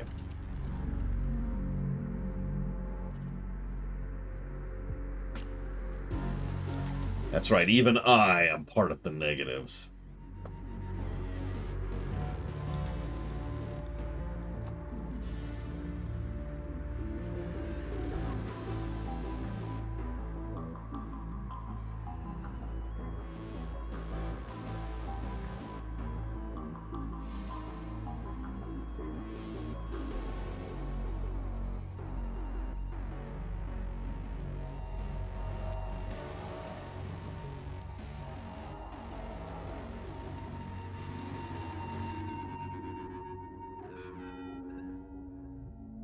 Yep, there are 43,914,900 negatives to gameplay.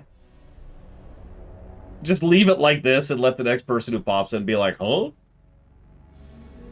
And then fix it. A one-off gag there.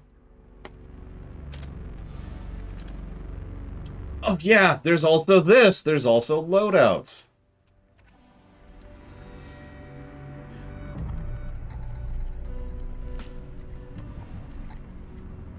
Jeez, I've got so many positives to jot down just from this screen. Hold on. So yeah, loadouts. There's the recommended, of course. But the relevance of the loadouts, and this is very important when you're doing challenge runs, speed runs, or style runs, is it shows the exact order they happen in. Now, you can rotate through them, but the most important thing is it determines which order in which you're going to break them. So if you're going for style points, it's helpful to know which breakers you're going to want when. Now, we haven't actually talked about breakers yet. We will in a minute. I should probably not buy too many things. Because, you know, I want to kind of experience this game a little bit at level. But at the same time, I don't think that's physically possible because I have 43 million red orbs. So, oh, absolutely Omega Legion. I will go ahead and grab that, though. And that. And that. No, I can actually prove I didn't buy the DLC. Because this image is actually... Well, I guess it's not proof, but... This image is actually a screenshot of my Steam page. And as you can see, I have not bought any of these things. So, nope.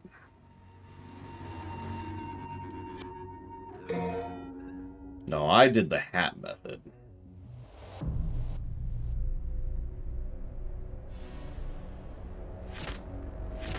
So we'll just kind of go this. It is mandatory New Game Plus. Oh, speaking of which. Yeah, as I say, you remember the hat method, right?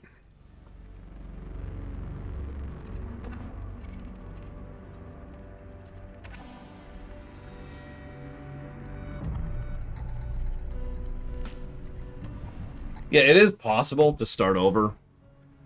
But you gotta earn it. And we're not doing that.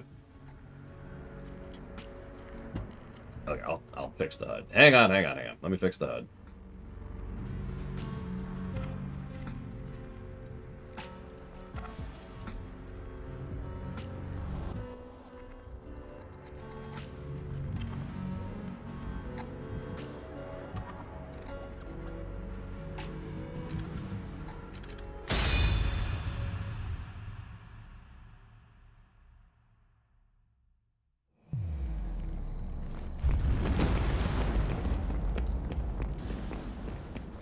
Dante.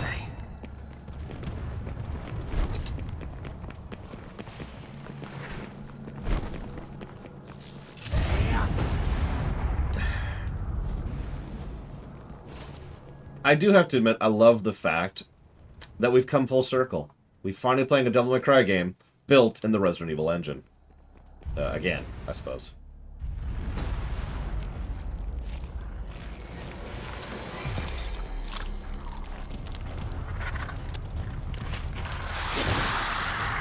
Empusa. Not to be confused with green Empusa.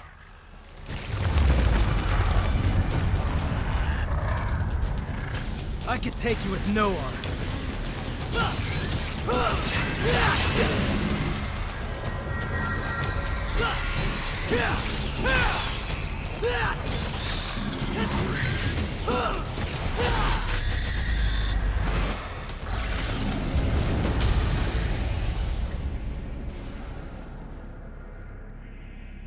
What, because it's gross, Tara? I don't blame you. This game is legitimately gross. Like, it's...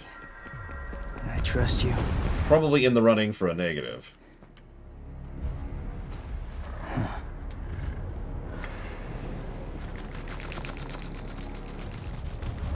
We'll decide as we go through, obviously. So there's the green jackasses.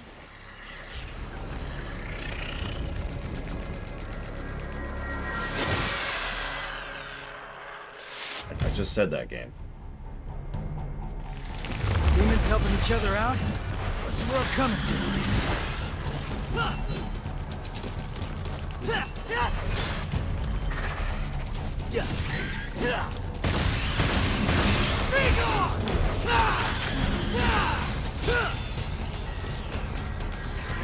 Oh, I'm with you, Tara. Really.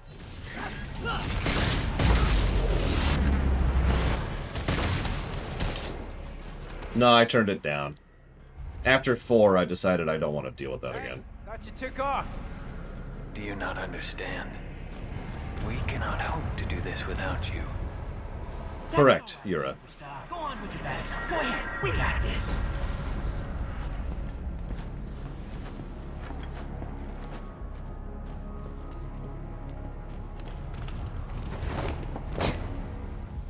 I mean, we're literally walking on a tree made of blood.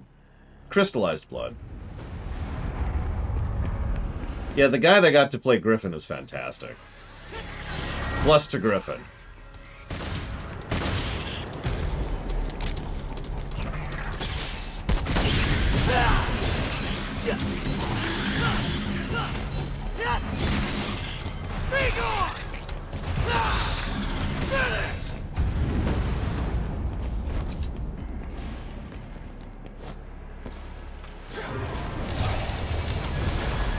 There's Tentacle Boy.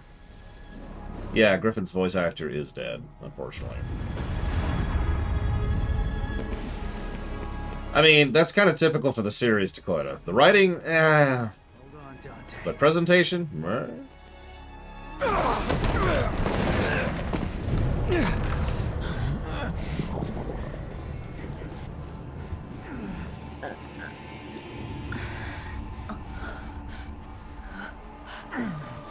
Alright, it's time to beat the final boss.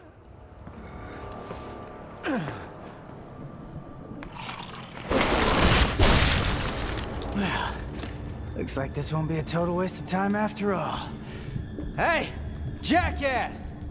Did your mother ever teach you it's not nice to steal?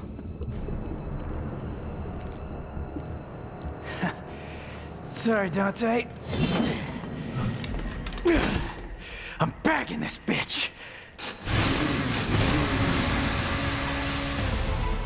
So, whether this is done well or not is something we'll have to debate, but let's be clear, this is the same trick that they pulled with Argosax. Here's the new Demon King that's totally more powerful in every way than the previous one. No, really. You've never faced anything this amazingly strong, yada yada yada yada.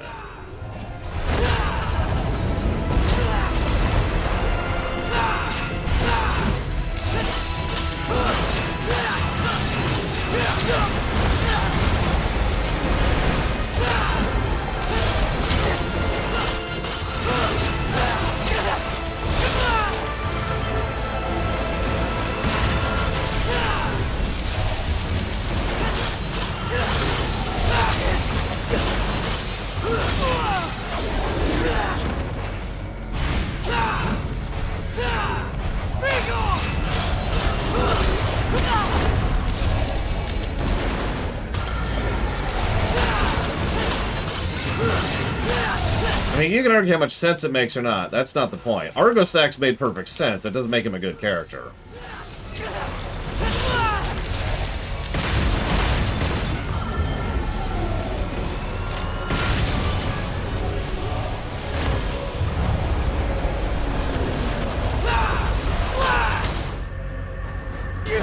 So it is possible to kill him there.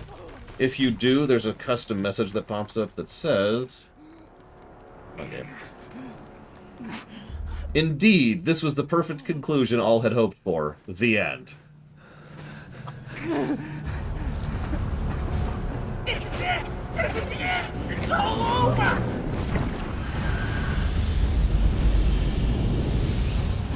Yeah, and then it plays the credits on fast forward.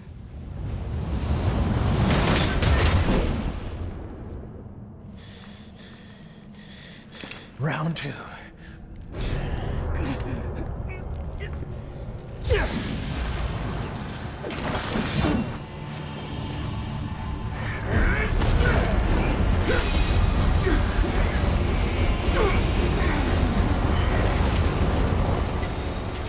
Get Nero out of here! This is a bad move!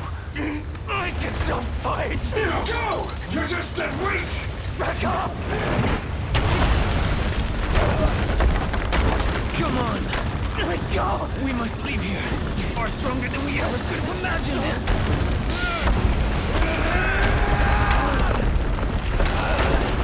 That bastard called me deadweight, but he'd come all this way for nothing! Stop hitting yourself and think of ways to get stronger and actually help. If Dante loses, you're all that can defeat Urizen. Is that what you call him? Yes. Urizen, the Demon King. That's the name of the demon that took your arm.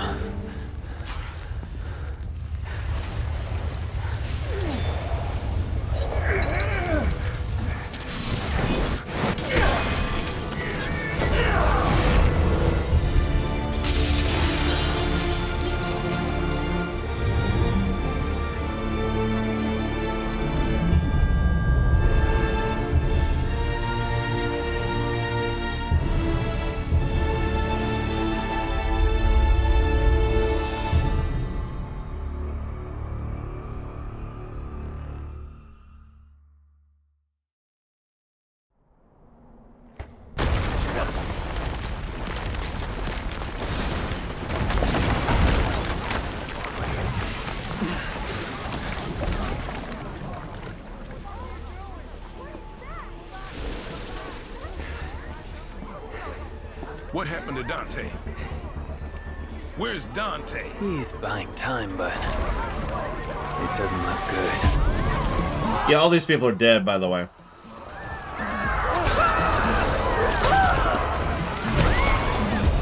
fact, I believe everyone in the city dies.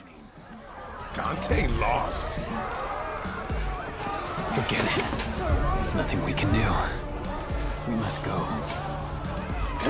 So yeah, if you ever see a giant tree pop up in the middle of the city, leave the city!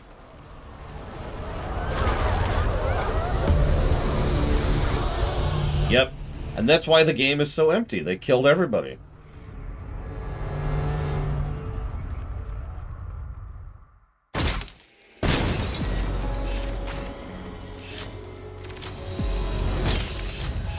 You suck. As usual. I mean, let's be honest, in real life, if something like that happened, I'll guarantee you exactly what happened. People would be like...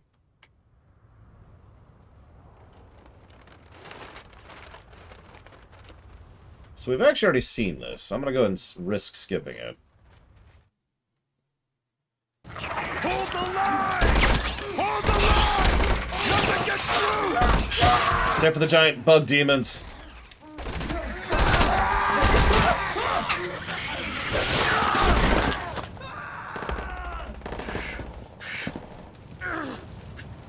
You ever feel a little bit of respect for normal people who are part of the military who stand their line, to stand their ground against this kind of crap? Is that just me? Am I the only one?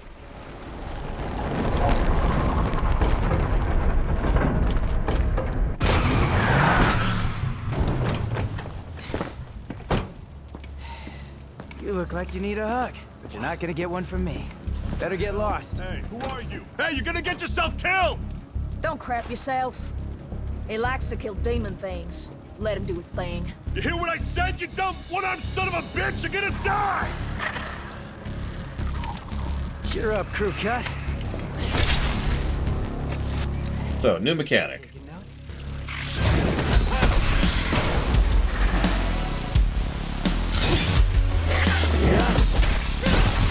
I'll be honest, I never really got a handle on the breakers.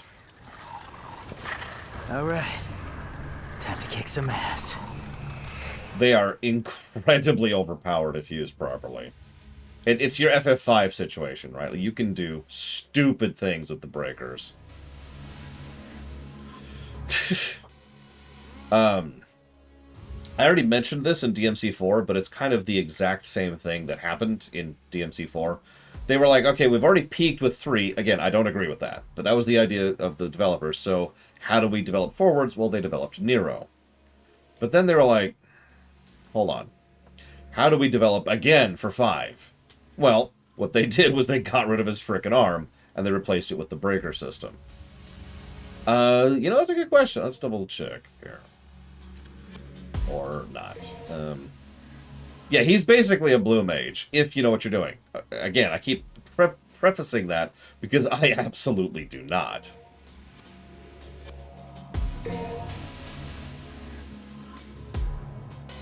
I suppose I should show this off. So at the moment, I think we technically are only supposed to have one breaker, which is Overture, I believe. Maybe not. As you can see, I've unlocked everything, but, you know, whatever. Okay, so we'll pretend all we have is Overture. We'll just buy a couple of those. And then we'll load up... we'll do this one. Yeah, I don't remember why, but I like that drill arm as my personal favorite. But again, we'll try to do this as legitimately as we can here. There we go.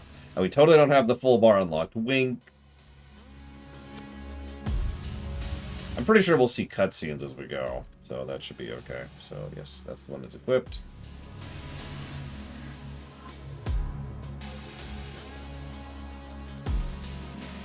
You know, you can play Devil May Cry 3 and watch me at the same time, Mr. Red. You have 2 monitors. Just saying.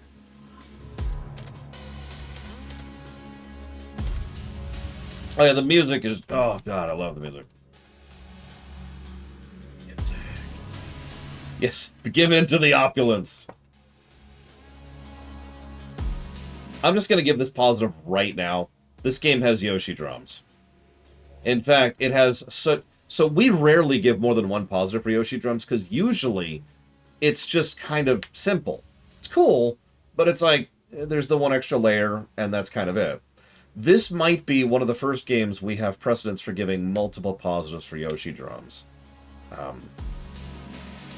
Oh, ouch, Omega Legion. So true, but ouch. Boobs, there we go. All right, I don't remember the specific... I'm going to have to play with it a little bit, but I'm pretty sure this game has a different layer added to the soundtrack with each style up, all the way up to Triple S. Does anyone remember about that? Because this might literally be our precedence for what a triple Yoshi drum positive looks like. Right here.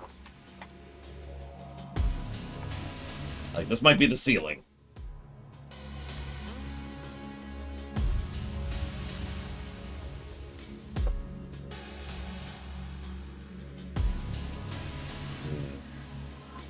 Put down a question mark, but I will chew on that a little bit. Actually, if I'm not mistaken, they got several ideas from DMC. Makes sense. It's not like the game was completely terrible. I just refused to ever play it, that's all.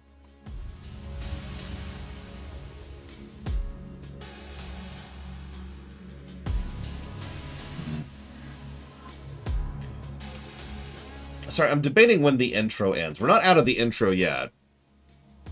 We're still in the in medias res period.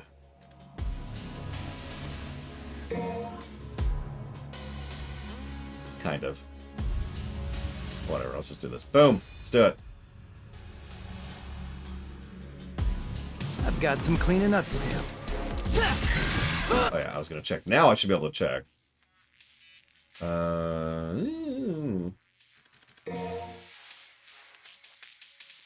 Yeah, as I say, Goliath, I want to say? God, I can't remember his name.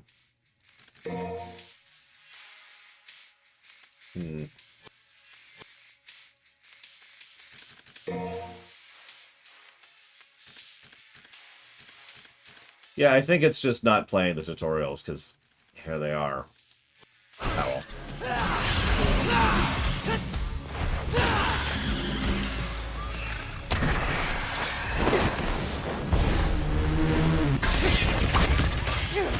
So there's the cutscene showing us what that does.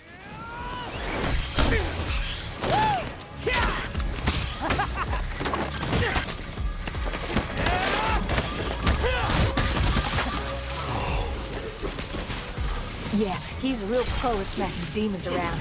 That's why I built him that well-functioning arm. To kick demon ass. I love how much of a geek she is. I really do. Hey, Psycho! Watch the merchandise! Hey, stop bitching and take cover. Also, a bit of tutorialization there. The arms are actually quite fragile. So, there's a reason they're called breakers. No, really, that is actually the reason why they're called breakers. Oh, really getting the hang of this new toy.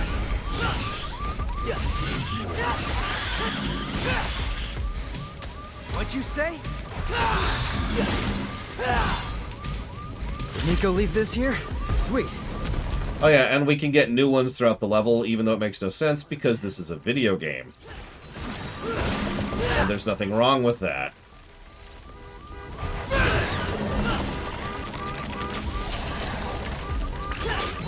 Within reason.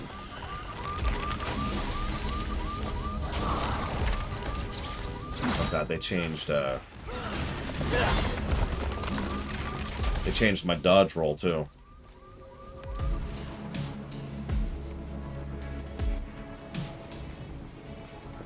I mean, it's the RE engine, Pura, so yeah. Red Impulsa.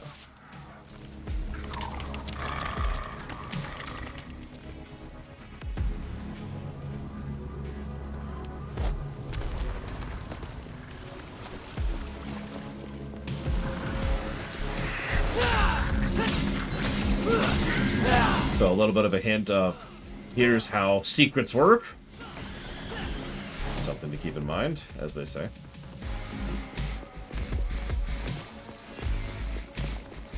Listen, bugs are just evil, Pillars of Snow. That's all there is to that. There's nothing else here.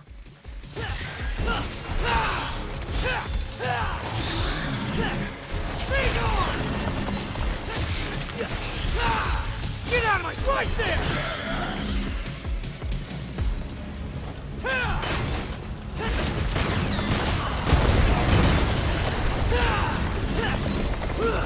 Why are they collecting human blood? It's not just about feeding. There's something else.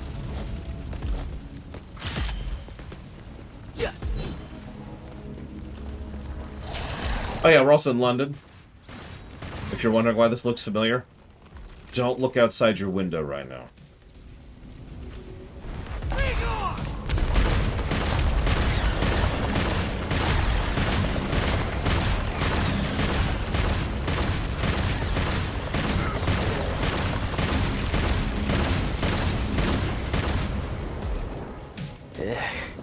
What a lovely houseplant.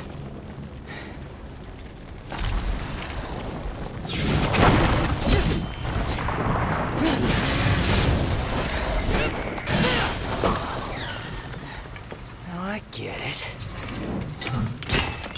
Who brought the marshmallows? Because I'm bringing the fire.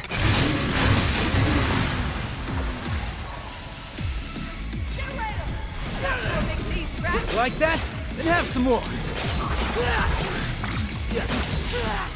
I gave you that one. Damn it.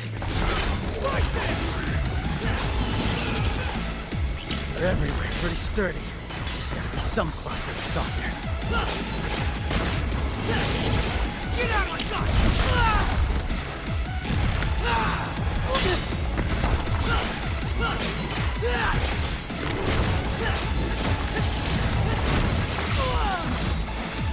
Oh, relax.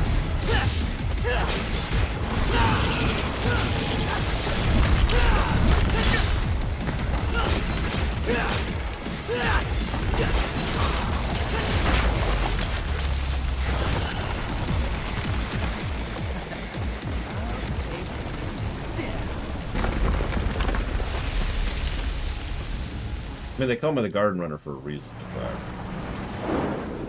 Hey, tough guy. That'll keep him, but not for long. What do you mean? Soldier Boy said city's gone to hell and back, taken over by the underworld. Not just here, but everywhere.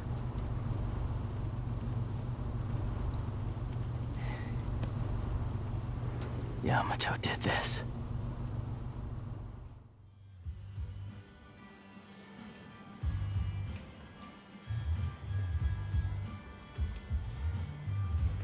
Hope you're paying attention to the dates, because they keep track.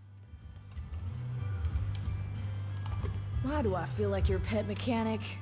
Don't get used to it. Nico, I showed you those order docs, so you still owe me, remember? Hey, you two! Dinner's ready! Be right there! Hey, why don't you go ahead? I'm gonna finish up here. I'll try to save you some. Not.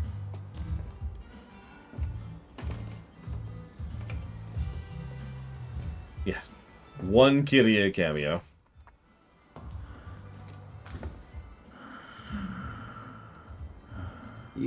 You need something? What is it? You hungry? Well, you're in luck, pal, 'cause food's ready and Kitty always makes too much. Hope you like loud talkers, too, 'cause got a pair of those upstairs. Nero, you're experienced enough to be suspicious here. What the hell?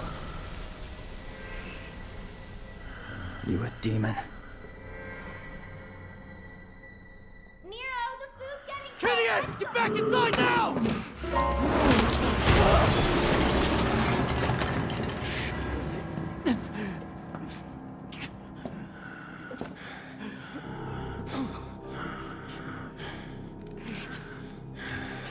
Yeah, that. Taking this back.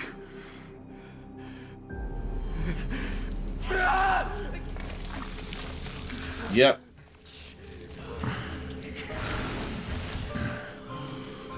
Gosh, who could this extremely mysterious person be? I'm running out of time.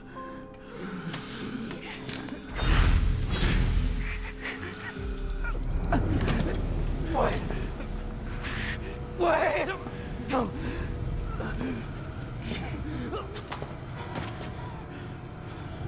I'll leave you alone for 2 minutes. What the hell happened?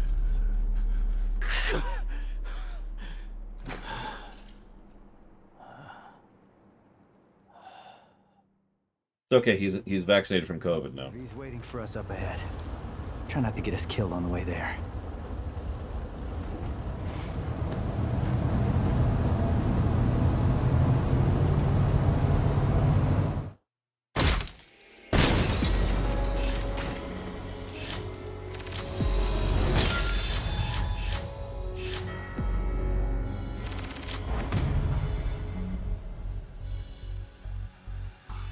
There we go.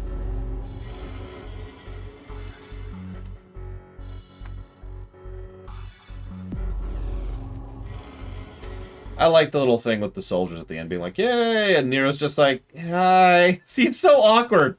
I love how awkward Nero is. Unironically. I was gonna say, I don't remember those photos.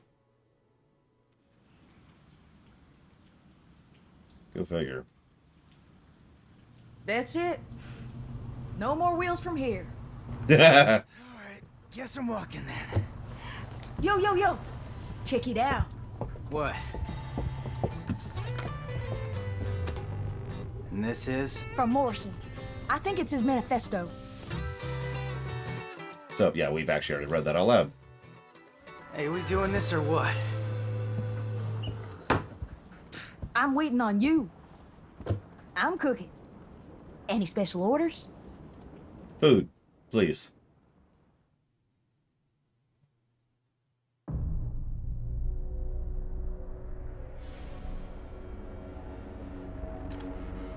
Yeah, we'll just go with it.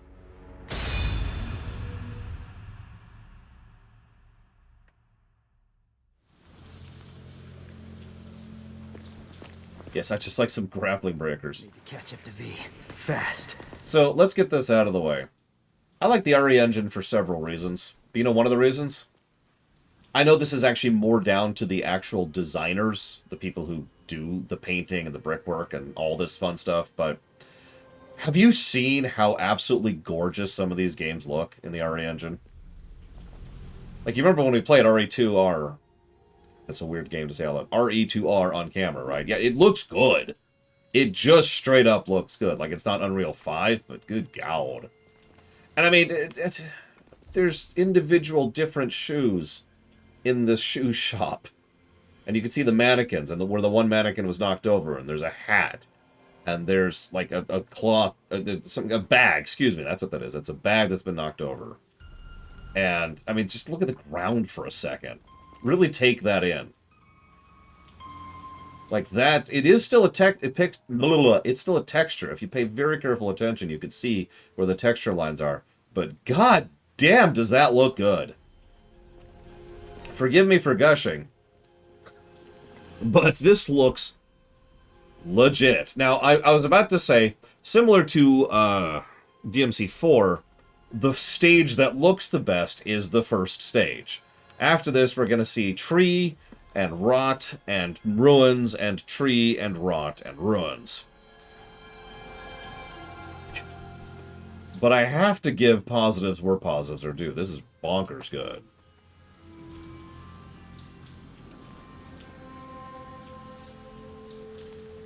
I'll just jot down some notes there, and we'll come back to that as we go. Don't mind that. It's cool. Everything's cool. What a mess. I just hit the wrong button. That's also cool. Everything is fine. Everything's fine. So, okay. A little bit of visual storytelling. The bodies. Which, have a little bit of like a root. Just a little bit of a... See, well, yeah, I was going to say, what's with my loadout here? How do I... God, it's been too long. Well, okay, that's cool. Not what I meant to do, but, you know, I'll live with it.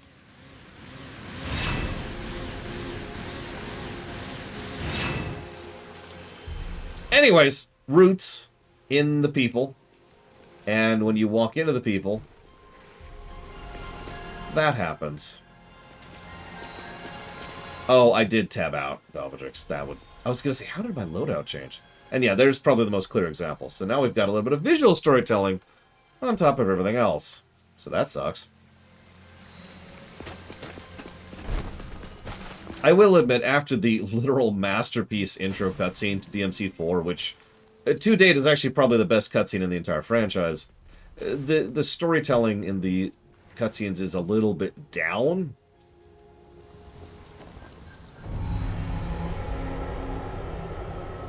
But we're not done with the intro yet. We've got a little bit more to judge it with.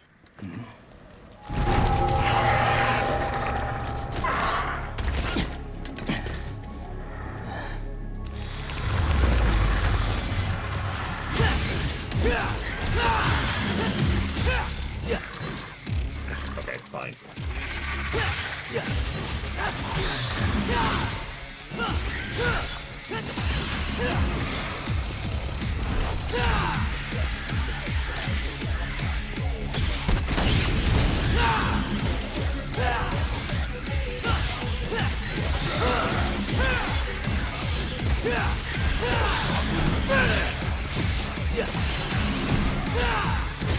Out of the way!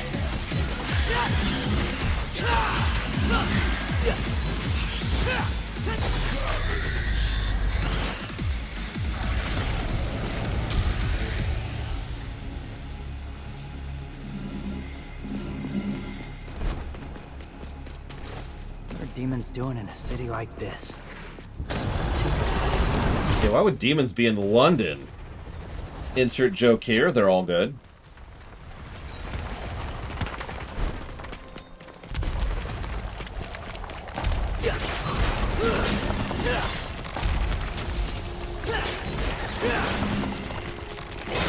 I was gonna say, Hellgate London is literally a game. It's a bad game. Don't let me get that way. I beat that game. I played all the way through. That game sucked. I mean, I played worse.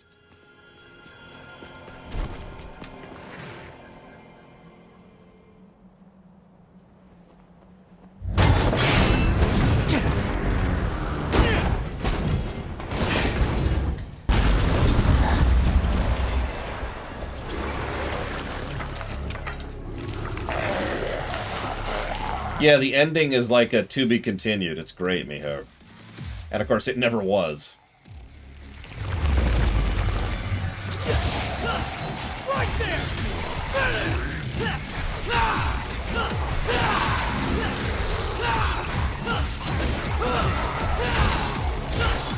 By the way, this is probably going to be a triple positive viscerality game. Just saying.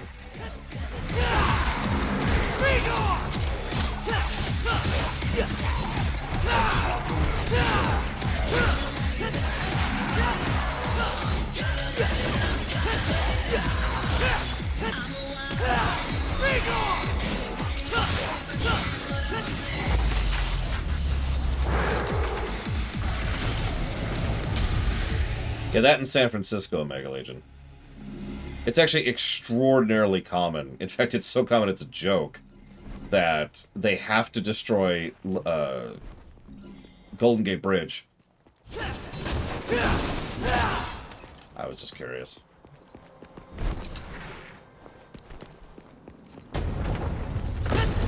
Look, it's not my fault the songs are bangers, okay? I didn't write the music.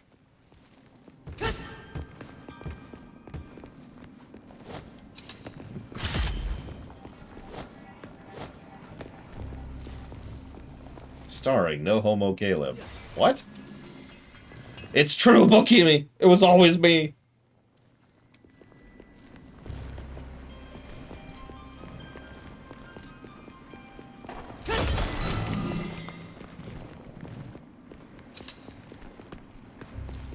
Okay, real talk, I don't even remember Dante's theme in this one.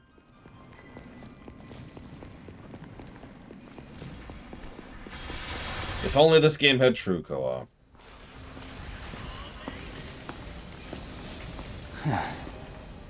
Well, that'd be one good thing about it, Zero.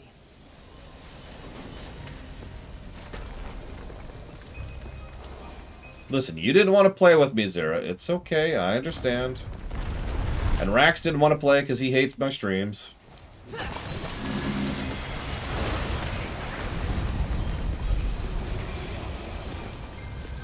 All good. Trying to stop me. Oh, whatever shall I do? Yeah, I can make this work. Gross. Do not put that in your pocket. Gross. Do you know where that's been?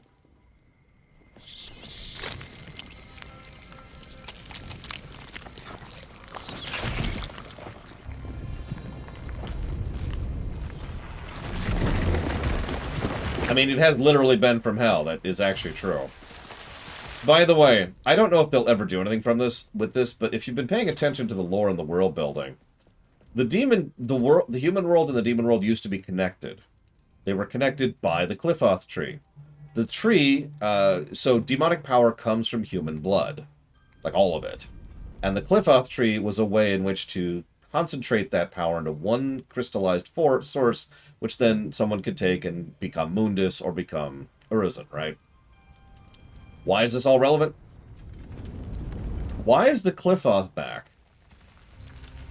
Now, I don't know if they've answered this somewhere, but there's actually a theory I've heard several times that because of Sparta's death about, 40 years ago at this point, the barrier between the two worlds has basically been breaking down ever since. That Sparta's seal between the two is getting weaker and weaker. And as of this game, it's officially just kind of gone away. Like, it is officially, the two worlds are re-merging again. I don't know if that's true or not, it's just something to chew on. Should have just hacked my way through. This is especially interesting since Yamato literally has the capacity to do things like, you know... Oh god, slice barriers between dimensions. He doesn't seem like a demon to me. He's not a demon. I was also going to say, from my own personal take on that, if you think about it, in DMC 1 and 2 and 3 and 4, there are multiple incursions between the demon world to the human world. That can't be helping that barrier, right? I mean, if nothing else, crack, crack, crack, and now there's a bunch of lines going through the wall. That's my take on it. Now, having said that, I would say that as of 5, the barrier is probably not fully broken down. Which way did I come from again? Because of spoilers. But nevertheless, this is probably getting to be a problem that needs to be dealt with on a long-term basis, which would make a great basis for a Devil May Cry 6. So hear me out for a second, okay? What if Devil May Cry 6 stars Lady and Trish and Nero and Dante and Virgil. These three are playing through the human world levels. These two are playing through the demon world levels. And they're both progressing in their campaign side by side as they're trying to reestablish this barrier.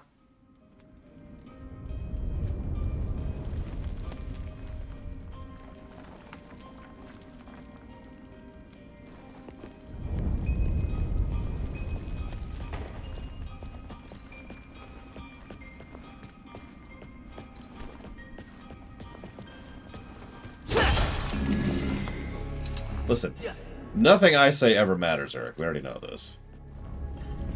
You probably don't even remember what I said 5 seconds ago. Get out of my sight! Whoops. I completely screwed that up.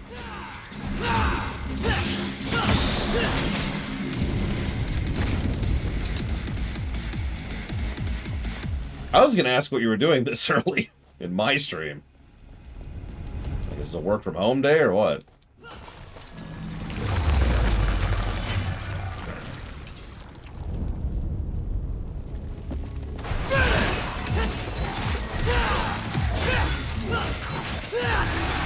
Yeah, by the way, you're going to hear dismal a lot. I feel like there's an option to turn down the calls on that. Does anyone know about that? It's actually relevant because that's going to lean into audio spam territory after a bit. Get out of my sight!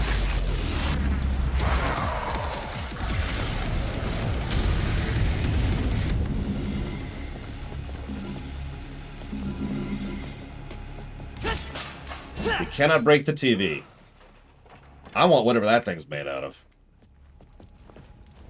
I know we can change the voice. Hang on, let's see what options we got. Let's play with this. Play with this.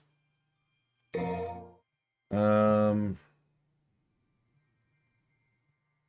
nothing there really. Although I do like that you can actually turn off the attention camera. So that's actually cool. You can also turn off auto tracking on the camera. We're gonna leave it on. But I do want to mention that that's a thing.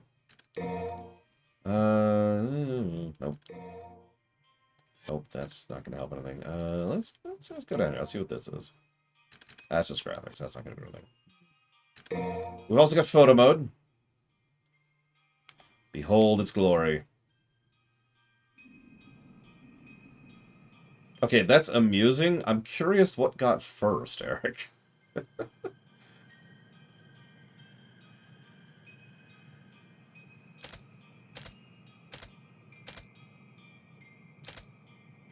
Honestly, this is not a great photo mode.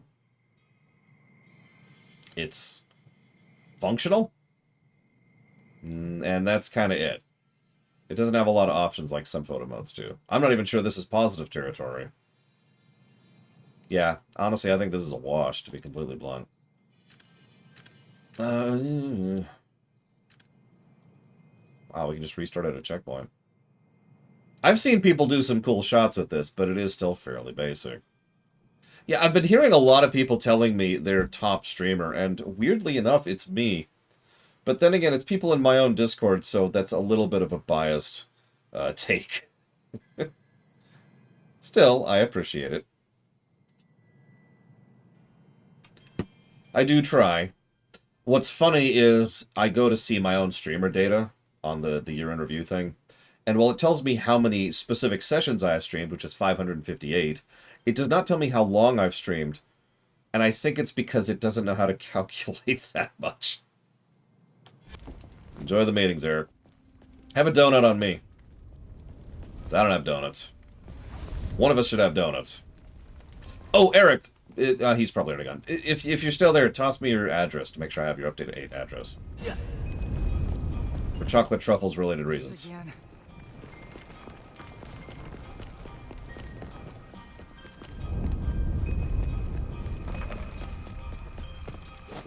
God damn it. Still gross.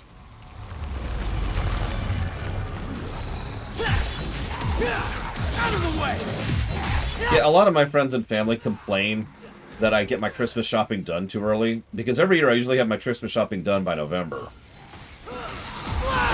So this year I've decided to deliberately wait, so today is when I'm doing a lot of my shopping. I've already decided what I'm getting everybody. Because, of course, I have.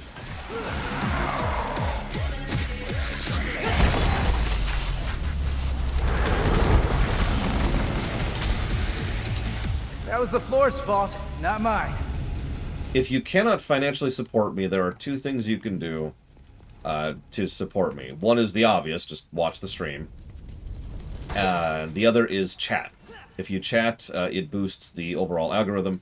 And of course, it helps me to see that people are actually engaged enough to chat. Now, you don't have to just go blah, blah, blah, but if you don't need to feel like a lurker. I'm saying this wrong. You don't need to feel like you shouldn't chat, and no need to have an anxiety here. We're all cool, we're all chill. But of course, also, no pressure either. If you don't feel like chatting, or if you're concerned, or worried, or whatever, you can just stay quiet. Dang it. Remind me to figure out my loadout situation. And meanwhile, everyone in chat says, you're terrible. I should talk about level design. So have you noticed that we walk into a room, there's the key, let's call it what it is, and then there's the door right next to the key. It's a little bit basic, but it's extremely informative, just because it's just boom, boom, and then the next time we encounter it, there's the door, which we see first, and then the key is exactly 2 rooms away. 1, 2. It's not the best. This isn't like Super Mario World levels of gameplay tutorialization, but we are seeing generally good escalation, and this is important since we're still in the intro. This is where this kind of stuff needs to be. Algorithms. Sorry.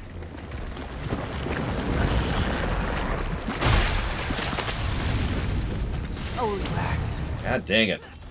I will get used to not hitting that button, I swear.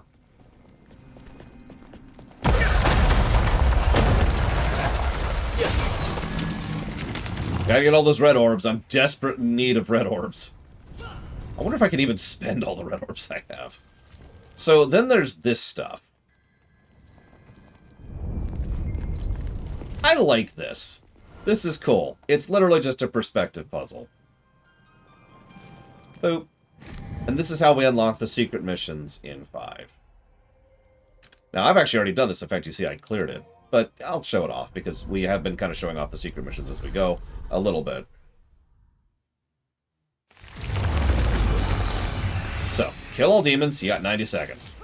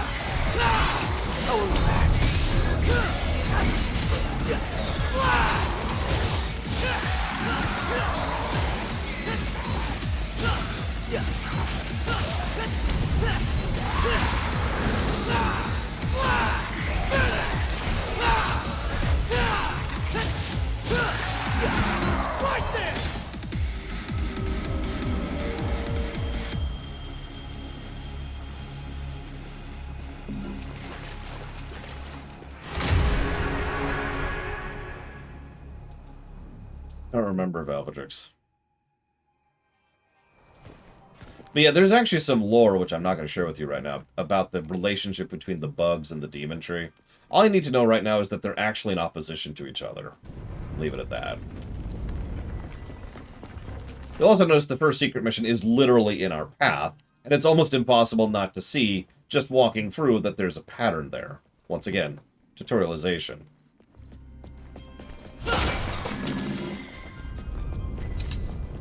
Later on, they get a little bit trickier, but that's the point.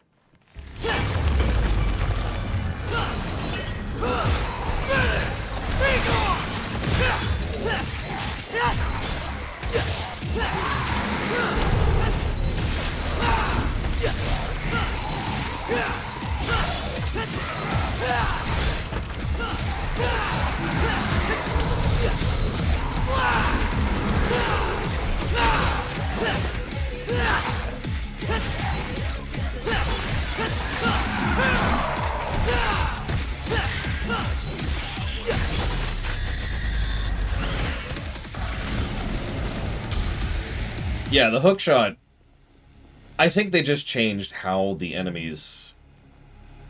I don't know how to describe it. It feels so much smoother, even though it's functionally the same overall mechanic. I think they changed its... I guess that would be its collision box. Basically, where it can grab and how. Because it feels so much more smooth. Also, while we're on the subject, it pulls to you rather than pulling you to it, which I personally prefer a lot better in a game that's primarily melee-focused. I've got other ways to get around.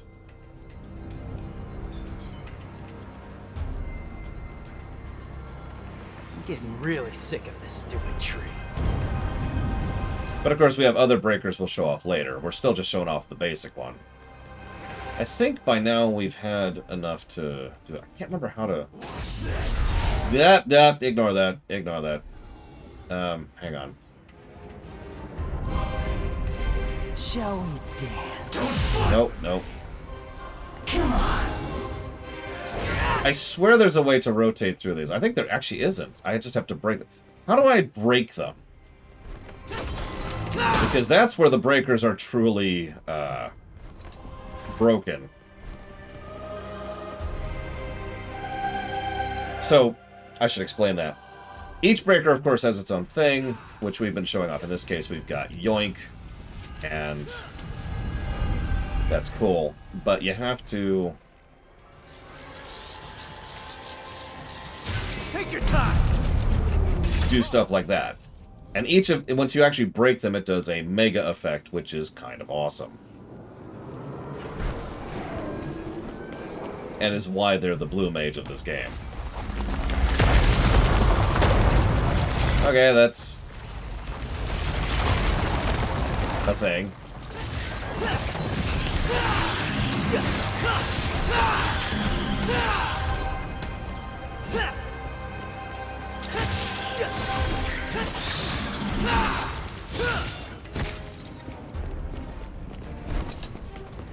Yeah, I had the wrong arm equipped anyways, which is on me, but whatever.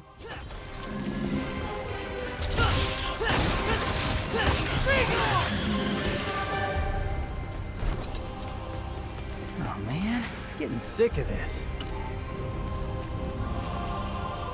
Well, that's okay, we'll just go this way.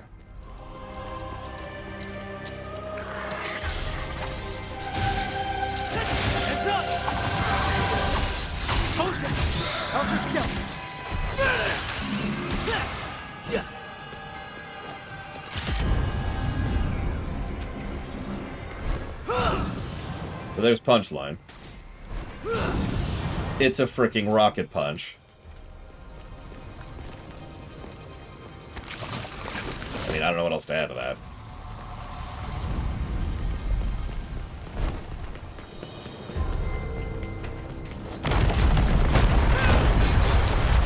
Aw.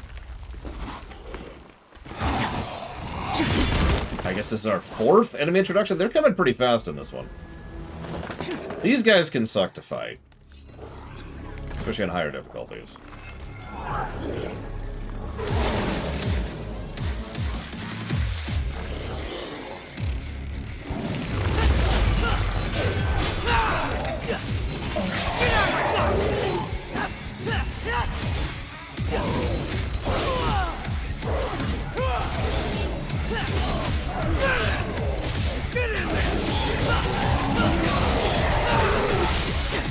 Helter Skelter.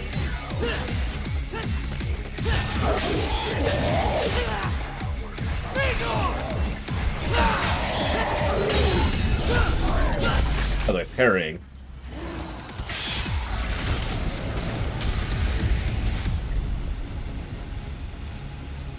So you'll notice automatically, and we've talked about this whole time, this game is substantially more linear than the previous games. Almost every DMC up until now has been trying to be, let's call it what it is, a Resident Evil game. I actually appreciate the increased linearity of this, and instead of focus more on the encounter design, enemy design, and boss design, and making the combat as fun as possible, rather than trying to drift into level design, which they've almost never done properly, my opinion.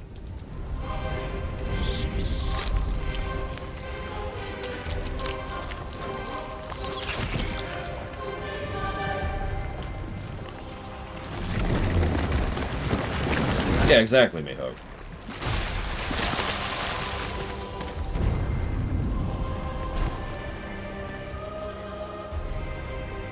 I mean, the levels effectively become set dressing, a story aspect, rather than a gameplay aspect.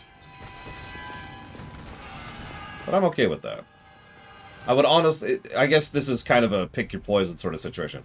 I would rather have non-levels than bad levels, you know?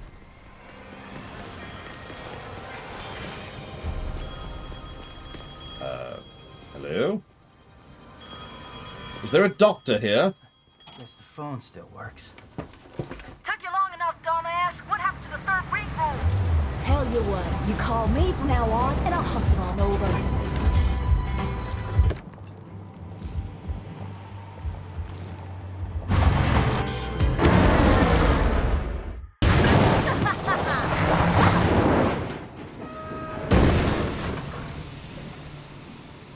I mean, I am actually with you, Bokimi. I'm just saying. I would rather this than... Well, 4.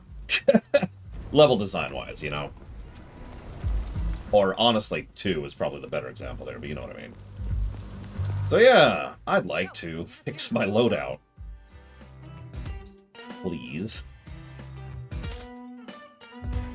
Loadout. What is... There we go. That's me. Oh, whatever. I think we have Punchline at this point. Oh, no, we should have, Grabera? Are these in order? That's a good question. Are there public payphones in London? Asking for a friend.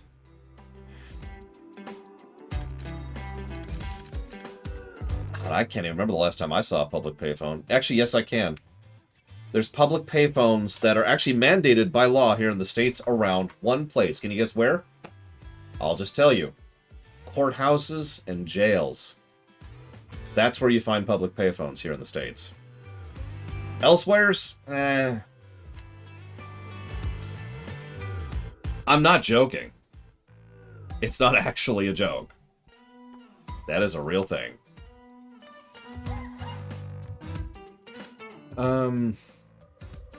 Yeah, ragtime. I really shouldn't be using ragtime right now.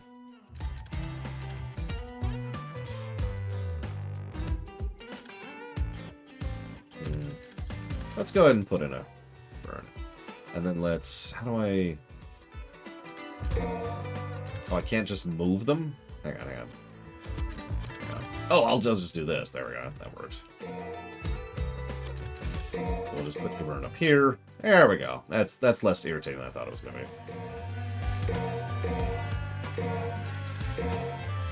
That should do. Cool. Actually, while over here.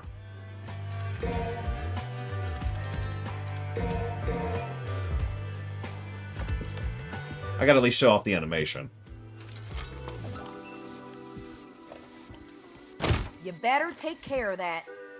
No promises.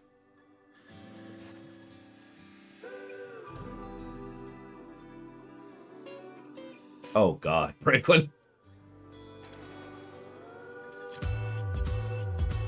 I think I'll hold off on the rest because honestly, we're probably going to get plenty just roaming through the levels because that's how the levels are designed.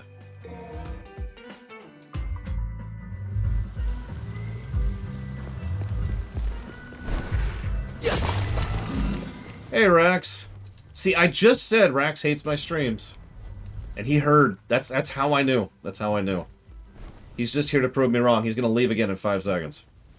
He's going to be like, alright, I've made my appearance. I'm gone. Peace!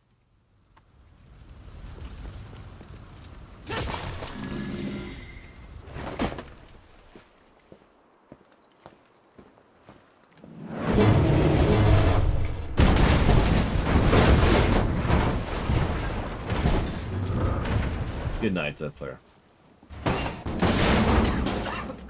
You missed a good stream, Rex, other than a couple of points. So, end of the intro. This guy.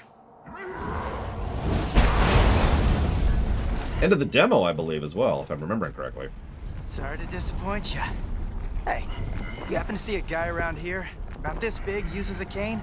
I was supposed to meet him. Did you snack on him? Your blood is a very precious sacrifice. Eating you would do me no good.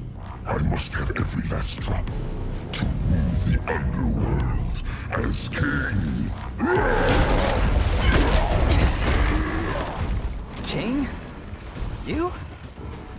I don't know. I mean, you're a big guy and all, but you seem more like a knuckle-scrapping fart in the wind than anything else. No offense. Puny human, do you know who I am? I shall show you the wrath of the mighty Goliath!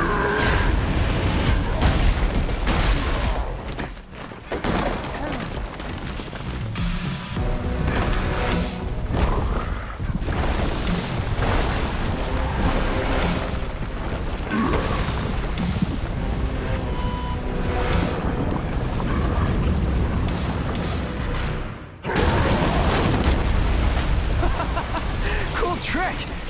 Hey, do you do parties?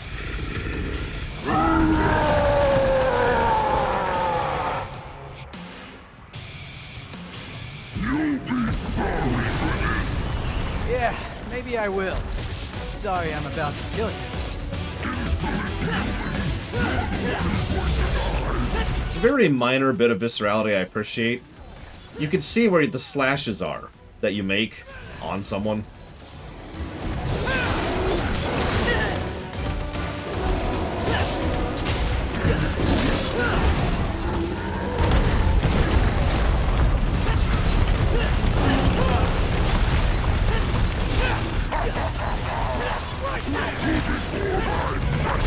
It's your grave. Jack it up all you want. Get out of my sight!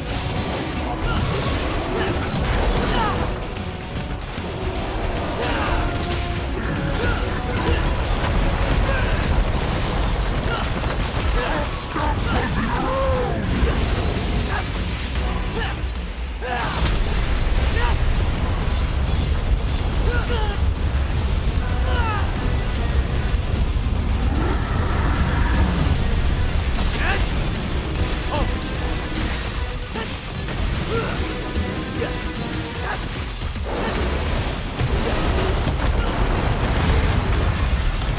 It's actually possible to kill him before this transition, although it is obviously beyond my abilities.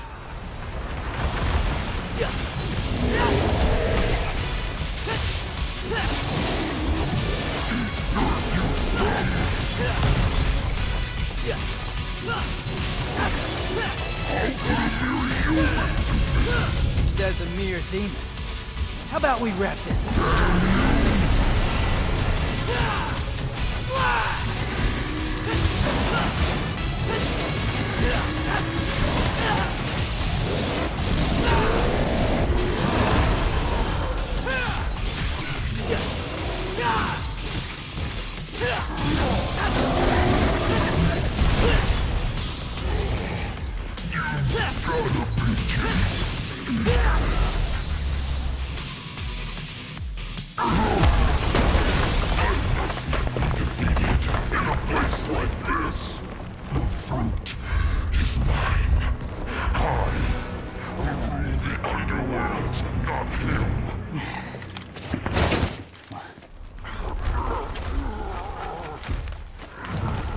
I curse my stars in bit of grief and woe.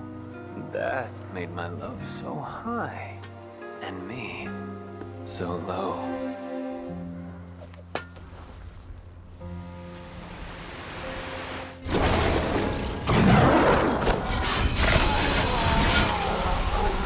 And that's basically the perfect introduction to V.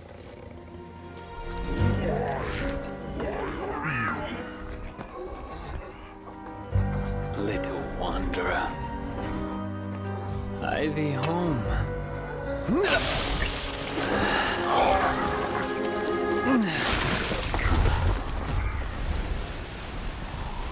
And believe it or not, that's actually a small amount of tutorialization too. I was gonna have to pick you out of his, tummy teeth. Pardon my delay. I was catching up on some reading. Yeah, looks like a real page-turner.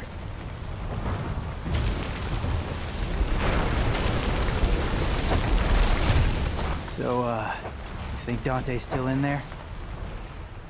If Urizen defeated him, then I expect he's not much more than Qliphoth pollen by now. A what? Qliphoth. It's a tree that grows in the underworld. It thrives on human blood, and those whose blood it sucks, well, let's just say they don't turn out too well. Well, in any case, we need to find out. If Dante's alive, we'll save him. If not, we don't. Wait. First, we need to exterminate some Qliphoth roots.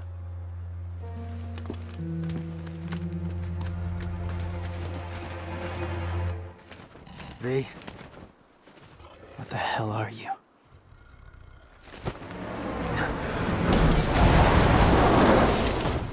I know, I'm late. Shut it! The roads were all clogged. Hey, you must be V, huh?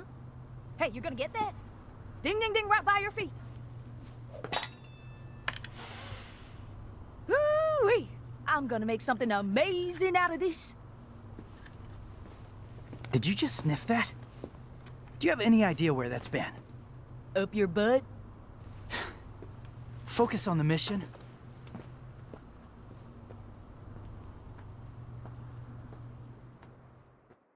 Okay, so in case you missed it earlier, I posited a game where we can play as Nero, Trish, and Lady.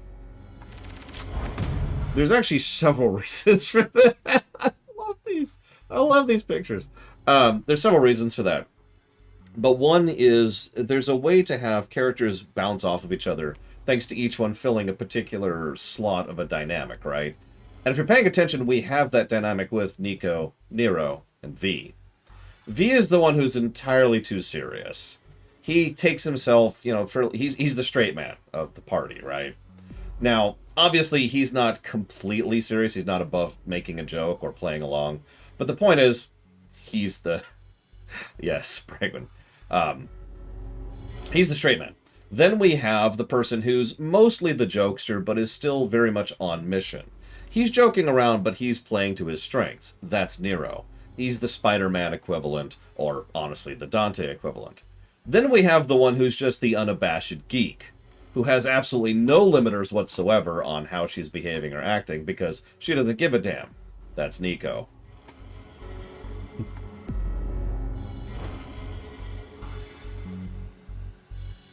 So hang on, we're actually going to back out here before we move on to Mission 3. You get a stylish. No homo, Caleb. Yeah, I will admit, Nico grew on me a lot faster than I thought she would. Alright, so... here, maybe? It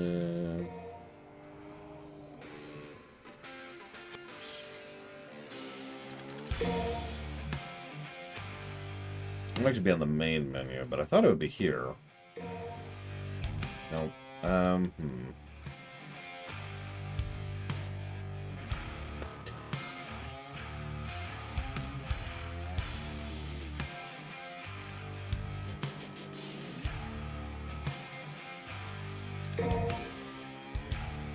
Of course, it's the place that makes the least possible amount of sense.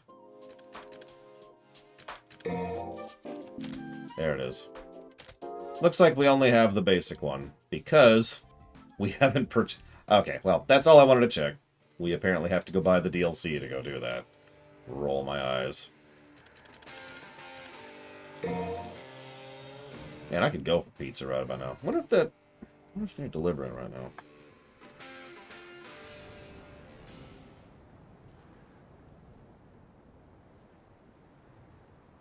I think we should split into 2 groups. And cover more ground. Good idea.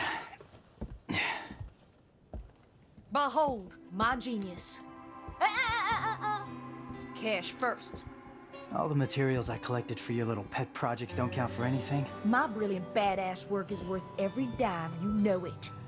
Well, your quality control sucks ass, and you know that. Or maybe don't let the demon smack you around so much. Whatever. I am truly gifted. It's a work of art. Oh, so you're an artist now, huh? Yes, I am. Got any questions, little chicken? My grandmother was called the 45 caliber virtuoso, legendary gunsmith. I hope to be like her someday, an artist and a lethal artisan. Everything I create is art, whether it's a gun or a steel pot to cook birds in. Any more questions? Huh? Little chickie. I'll take my leave now. And if I don't see you along the way, I'll see you at the bottom of the Qliphoth. Sure. What are you gonna do? I gotta shake the cobwebs out. I'll let you know. Hey, you got any more questions? Better ask it now. I can't read minds. Ooh, well, yeah.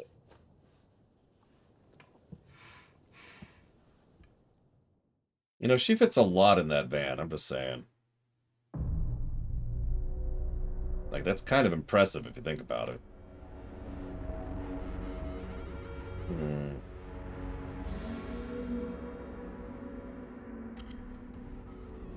Sorry, give me 1 second. Does anyone know what cipollini onions are? And how delicious they are? Or aren't, I suppose.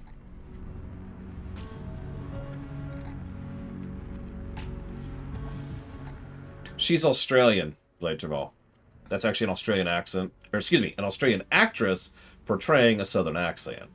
So, she's got a bit of a twang, but if you notice, there's a little bit of the Australian kind of sashaying in there. Okay.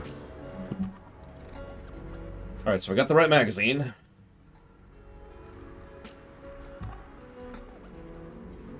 Ooh, sounds good. I think I'll go with both Rax. Oh, by the way, Rax and Bregwin, do me a favor on Discord. Could you do me a favor and make sure that I know your current address? I don't know if it's changed in the last year. I'm not going to say why, but truffles. Anyways, so...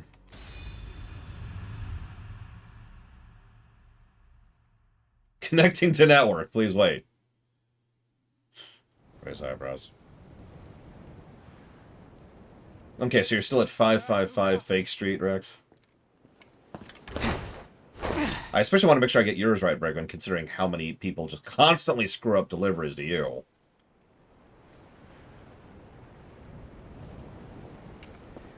So much for teamwork.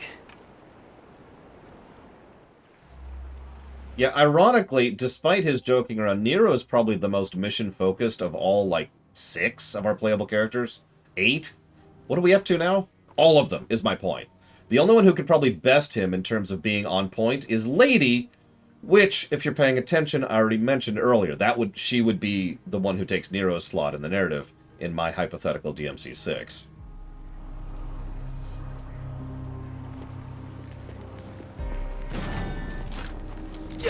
Right. It's not going to give me the tutorials, but that's okay. I've played this game before.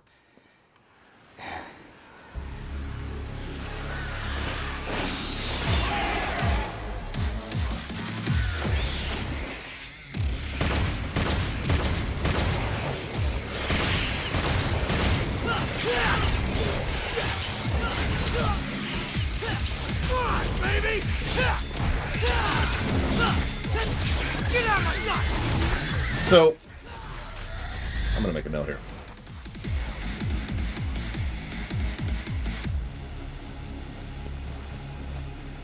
Can I say one reason why I love DMC5 so much? Oh, we didn't get somebody. I was hoping for Valvedrix. And obviously it's... Handle the closer one first. Gotta start somewhere. Obviously it's my job to analyze the specifics and the whys and the wherefores. But regardless of absolutely everything else, DMC5 is one thing above all others. If you take everything else that makes up the game and throw it out the window, you know what DMC5 is? Fun. It's just fun to play. I know this is going to sound like a very strange comparison, but it reminds me of Mario Odyssey. A game that could be argued to be worse than previous Mario games, but stomps all of them in just sheer fun factor. Now, I'm not saying 5 stomps all the previous, I'm just saying it's just fun. Yeah.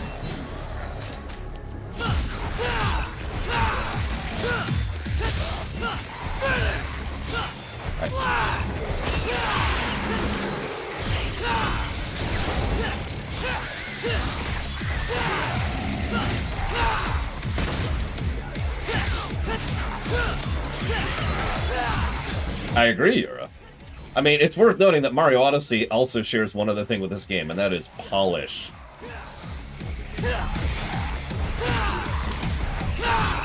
Polish tends to be very fun for me.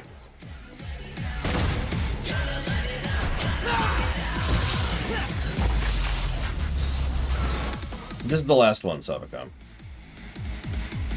This is the most recent. This game just came out oh wow, it's been 3 years now. It's a weird thought. But yeah, this game merely came out 3 years ago. And to my knowledge, there's not even been a word about a sequel.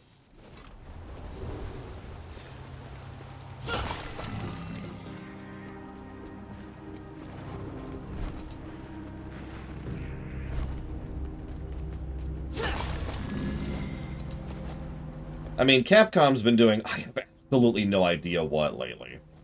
I've complained about this before as we've been going through this. They have been just focusing way too much on some other things. But, oh, actually, you know what? That is one thing. Sorry. So I should mention, I talked about how Itsuno went around and said, hey, and got the whole team together for this game for 5. One of the interesting things about that is a lot of the people... Screw it. We're taking this fucking thing down. ...who worked on this game worked on Dragon's Dogma.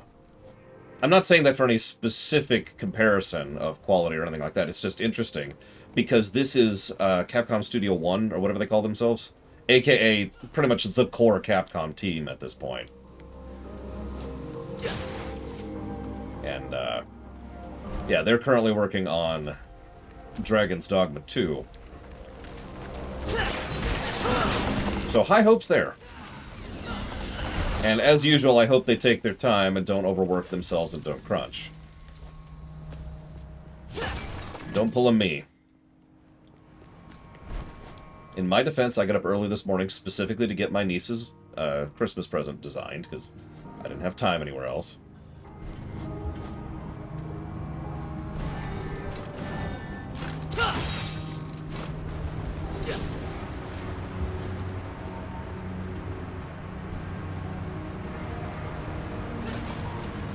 I mean, let's be real, if Persona 5 retained the quality of the first dungeon throughout the whole game, holy crap. Just holy crap, you know?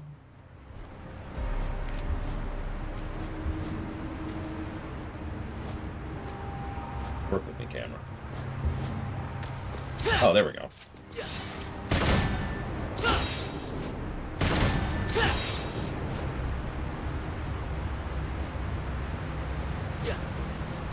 So, she's just recently gotten into Pokemon cards, Savicom. Entirely my fault, I bought her the first few. She doesn't really play the game, she just likes the cards and likes collecting them. So I spent this morning designing custom ones for her. Of her, her sisters, her family, and of course myself.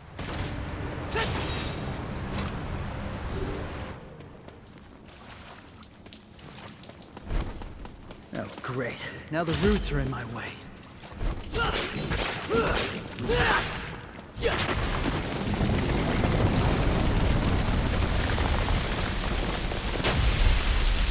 But yeah, I actually already have some card stock that I'll be using to print them out.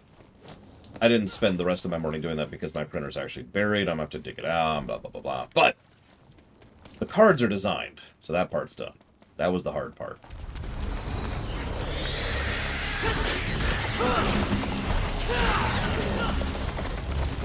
I am a Steel Ghost.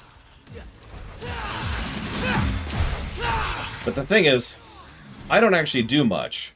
See, that was the thing. I wanted to make sure that they were actual cards, in case she ever actually gets interested in the game enough to want to play it properly. These roots have to be coming from somewhere. So, I don't do much by myself, but I happen to boost any, you know, niece-named cards who happen to be in play at the same time.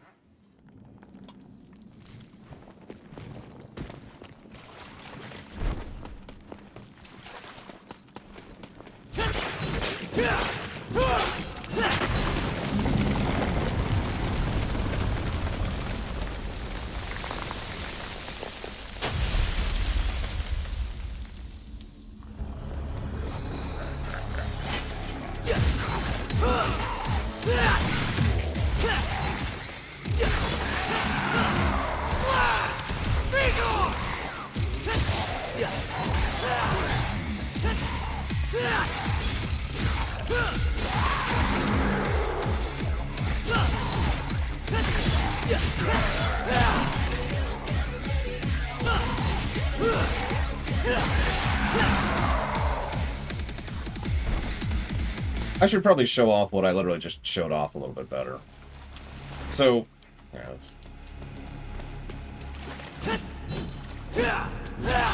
so this is just mashing, right? I don't know if this is the first time they did this, but there's actually 3 separate timing combos here. One is...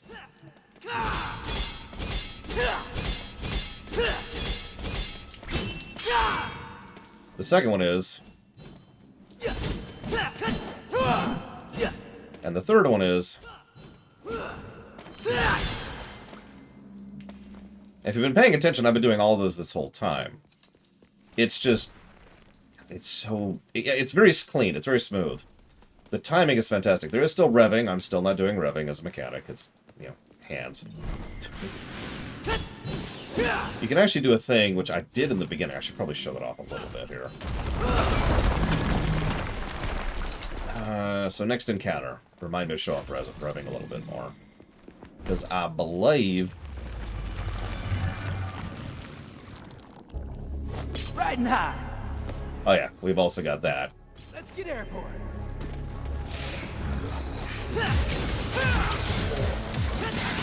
Riding high.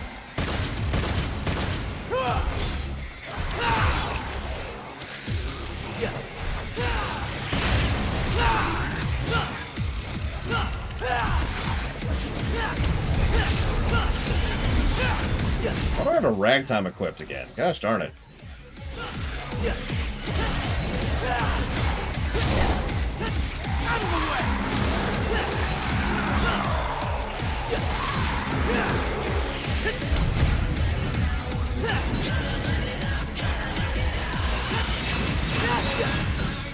Nope. Had it. Started to show off the rev, and then forgot I was doing that. Or rather, it's the opposite. It's just like, I gotta kill these guys. Oh shoot, I wanted to show off the rev.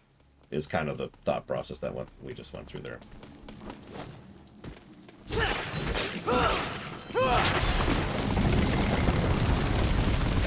If the game really wants me to... I should just break my ragtime so I can stop using it.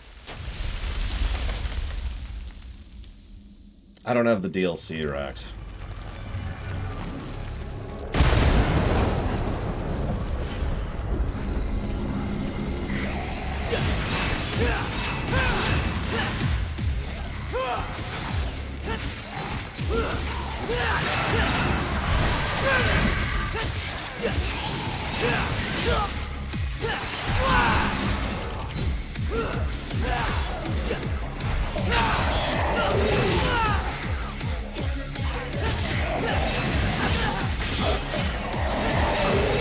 I'm still trying to figure out the timing on the rev. I'm not even sure I have the ability yet. I should probably check that. Because it was an unlock in 4. I'm going to check that after this level.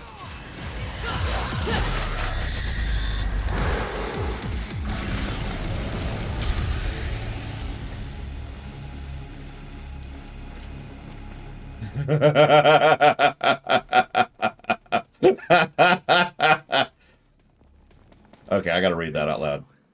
Mihawk says, I remember one reviewer saying they were disappointed by the lack of combat music and how quiet it was.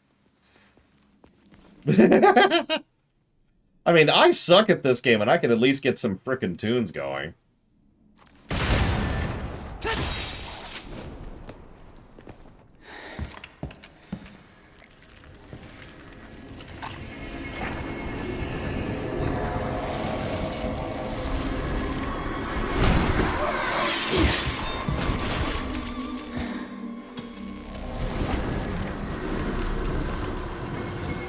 So you like scissors, right?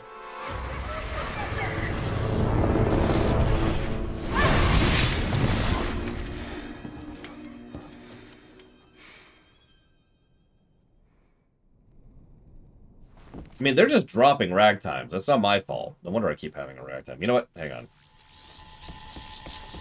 Let's just Take your time. get rid of this thing. Helter Skelter. You want me to follow you? No way, asshole. You bring that shit to me. It spawned yet.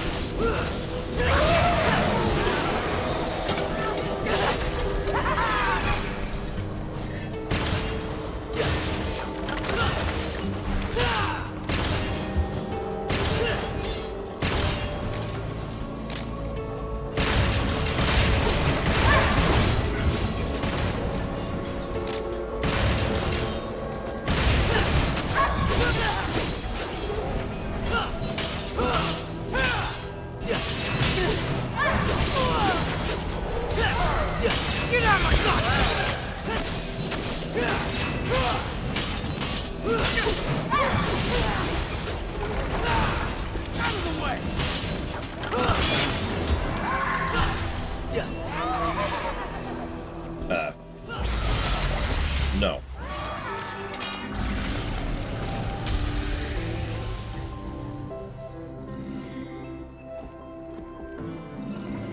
Yeah, sorry. What do we got right now? We've got the Morrowind test, the Mechanicus test, and the Doom test. I think that's actually it at the moment.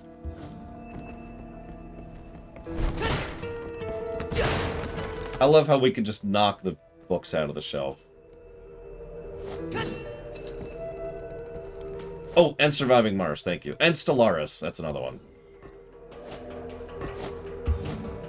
What? Oh, come on, I can do better than that.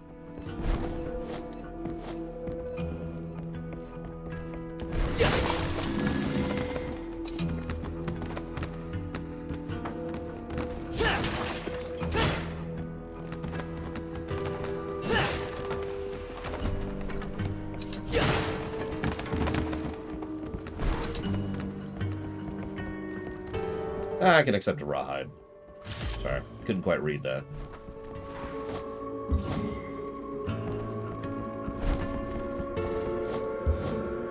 So, here's the full quote from Mihog.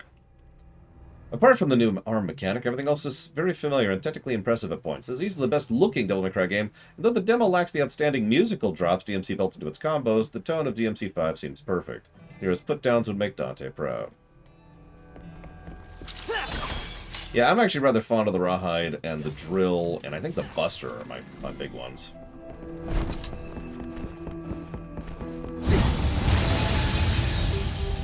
Listen, speaking as someone who is literally known as the bug runner, I don't know if I believe that. Without strength, you can't protect anything.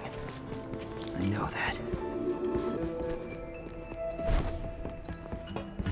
Yeah, rawhide is good for how relatively basic it is. It adds an important kit to his overall kit. Hey, Alex. Congrats. You're up, Nico.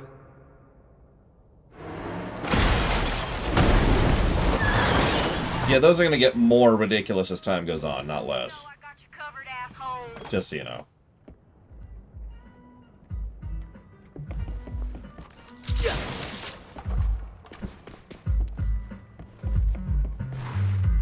There's no such thing as too prepared.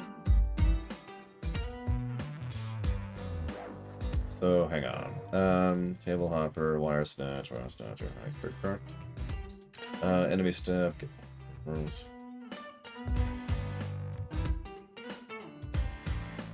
Does that cost 3 million? Jesus.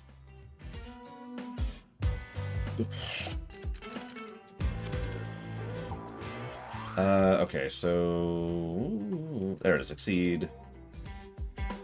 That's not right. I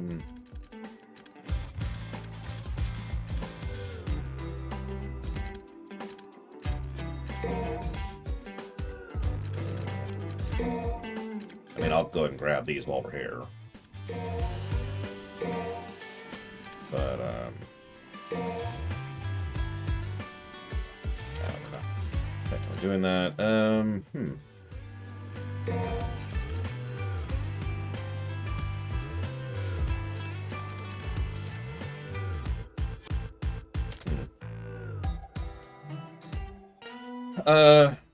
Have we shown off Overture? God, I don't even remember. Hang on. We got a bunch of Overtures equipped, but we keep not showing them off. I think because we keep looting things that aren't Overture. So let's try and show off Overture and Gerbera a little bit, shall we? Actually, hang on. Let's buy a couple over here.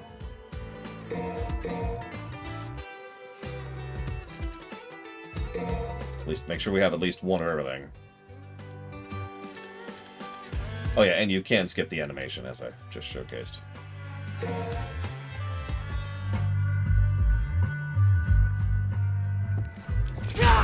Okay, so yeah, this is the punch.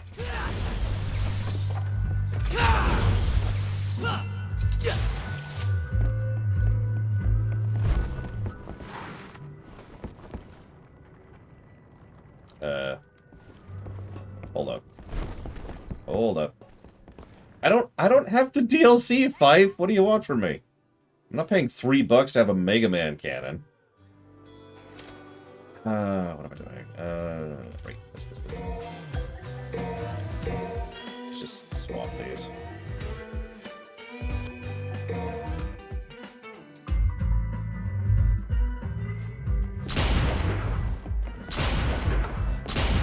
Okay. You know, you say that, Blade to Fall, but I like good Mega Man. Listen, all I'm saying, Xerxes, is you should play this game. It's a damn good game. Just don't buy the DLC. It's not worth it. Just get the hat. Trust me.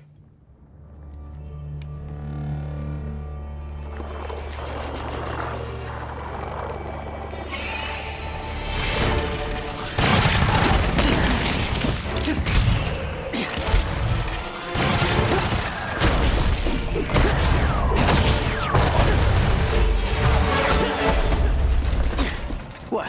No chit-chat or monologue? Just getting right to the point, huh? No, Alex. Also gross. That's just straight up BOW at that point.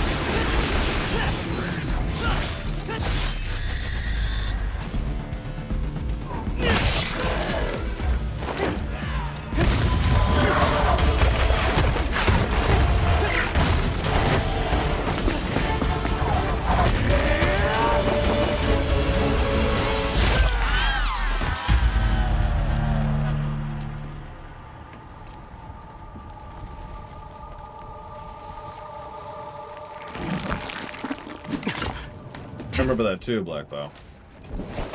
So hi, lady.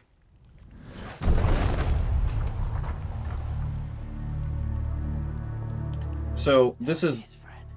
It's Lady. You know her? From my gunsmith days. What? I can't believe you do this to Kyrie. I'm gonna have to tell her, man. I like how he just rolls his eyes at that. Joking. Like, come on. Hey, loosen up your jockstrap. Haha. Don't do anything I wouldn't do. Chicka bow wow, chicka bow wow. Kyrie would kill me right now. No, she wouldn't. She knows you better than that.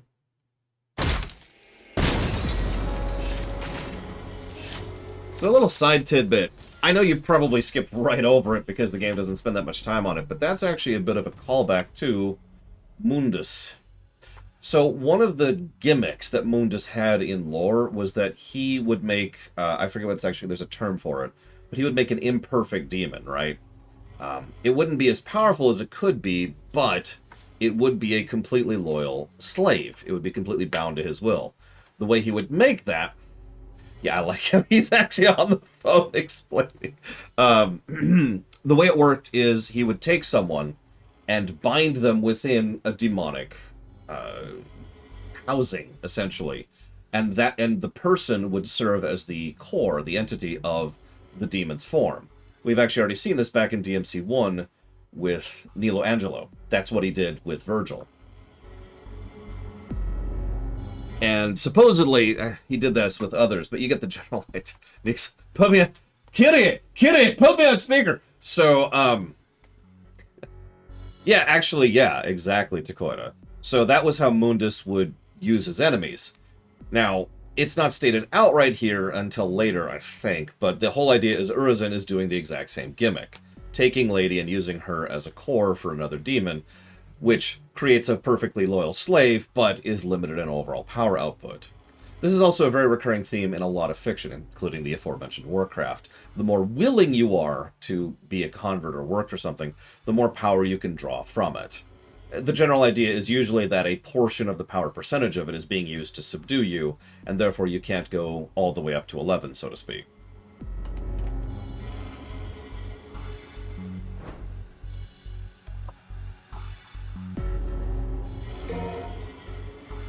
I didn't even get to see what they were doing down there, so that sucks, but whatever.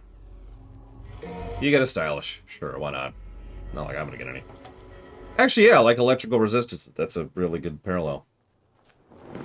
Meanwhile, the best character in the game, for once, we get to play the Sorcerer. But for now, we have a more pressing engagement.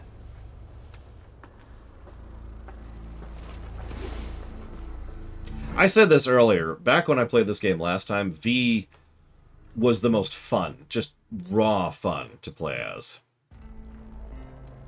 Yeah, we'll go ahead and go back to normal.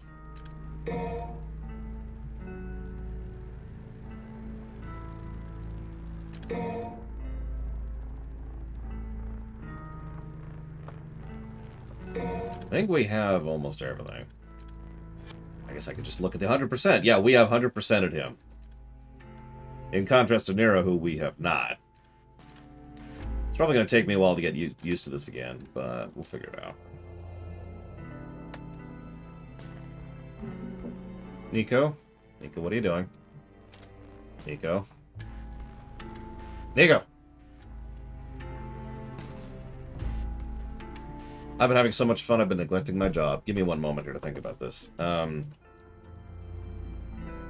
Funniest example of censorship? Other than the one in this game, obviously. That's actually a good question. I have least funny example. Does that count? Red Cross went after Nintendo in order to make them censor all the Red Crosses in Earthbound. Because Red Cross is actually kind of a horrible organization, as I've talked about a few times. Like, they're not... I shouldn't say horrible. They're not a great organization. Let's put it that way.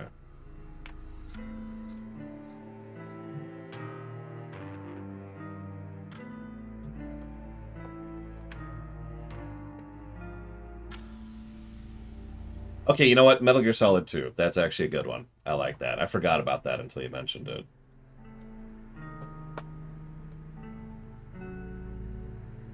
Yeah, they're not the Salvation Army. Like I said, I had to pull it back a little bit there, Alex. It gets worse than Red Cross.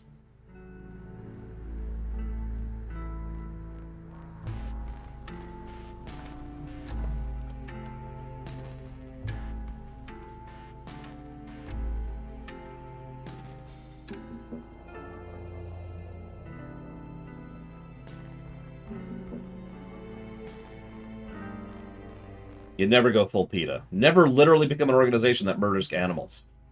Don't go that far. It's really easy. You'd be surprised how easy it is to not murder animals. Or pets, I guess I should say. You'd be surprised how easy it is to not murder pets.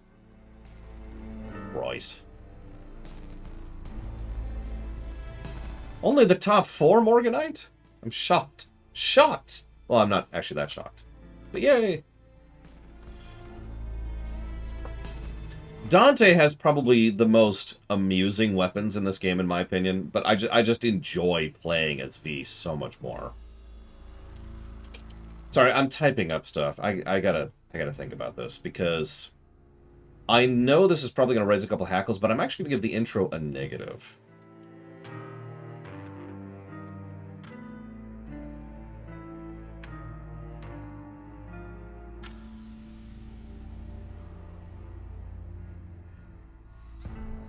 Listen, Bokimi. I'm not saying that when I have my gorgeous black locks that I'll be able to... No, I'm way buffer than V, okay? I'm a giant. I've come to accept it. I admit it. I'm big. Okay, whatever. Bring it. But V, like, I'm built like a boxer. V is built like a twig.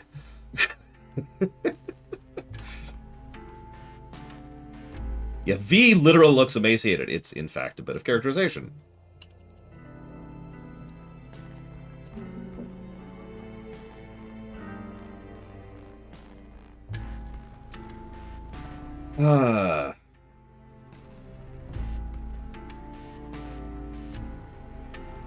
Yeah, Nico is literally more built than V, and Nico, as you can see on the screen right now, probably needs to eat more. Do we need to have a talk? Sorry, so Zachdef, you asked a question about RE5. Am I going to play RE5 PS4 version? Or, no, I'll be playing it on the PC almost assuredly. I haven't decided 100%. Obviously, that's a long ways out. But that is most likely what I'm going to be doing. Umbral Magnus, if you're still there, asked a question. Are you there, Umbral Magnus? Probably not. We have lost Umbral Magnus. Yeah, he is literally emaciated, like in a this is unhealthy kind of a way. And yeah, I've seen Rax. Rax, I don't think he's as bad as V, because V is supernaturally emaciated, but Rax is a twig. I kind of hate him for it, but at the same time, I know that, you know, it's a bad thing. Just because I have the opposite problem. Like I said, that's not true. I don't have the opposite problem. But I am not a twig. Literally just this last Sunday, the family was like, hey, can you carry all these heavy things around? I was like, yeah, sure. And as I was doing, though, the little one walks up and is like... And is just looking at me. And I'm like, what's up, kiddo? And she was like, nothing. You're just so big! Now, you're probably thinking she was calling me fat. But no, she is just started... This is the 3-year-old. She's just started getting to associate size with strength. Probably because of kids' shows and other kids in her preschool. So what she was actually saying was, I'm so strong. It's just, that's not the word choice she used. It was really cute. Because she said it with just this tone. I can't emulate it. I can't sound like an adorable 3-year-old. I know, shocking. But it was very, very cute. Yeah. I eats my spinach. Yeah, ironically, I eat very little. My breakfast this morning was 3 eggs and a bagel. My dinner tonight is going to be like a bowl of oats. I do not eat that much. So again, that's why I mentioned I have kind of the opposite problem that Rax has.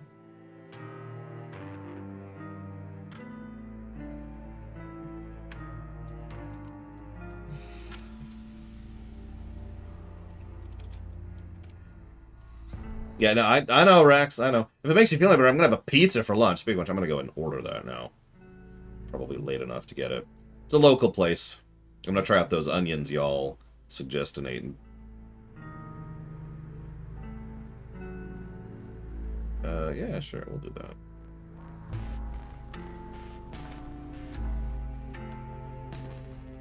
I've actually never tried this place before, so we'll see what we think of it. So it's called Diavola Pizza. It has those onions on it. And spicy salami and... God, I don't remember. It has other stuff. It has stuff on it. I know I sound all snooty every time I say this, but I've just fallen in love with buying from local places because it's just so much better. It just tastes so much better. Now, it is more expensive, which is why I don't do it very often. But... Whew.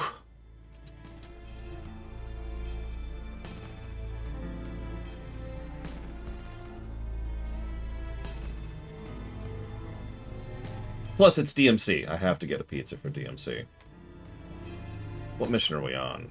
Let's back up here.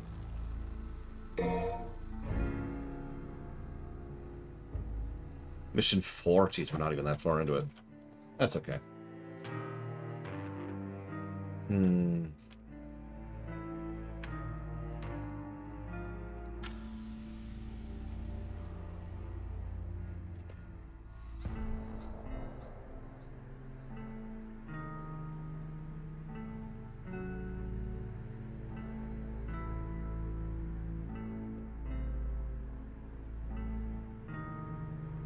I don't think so, Junix.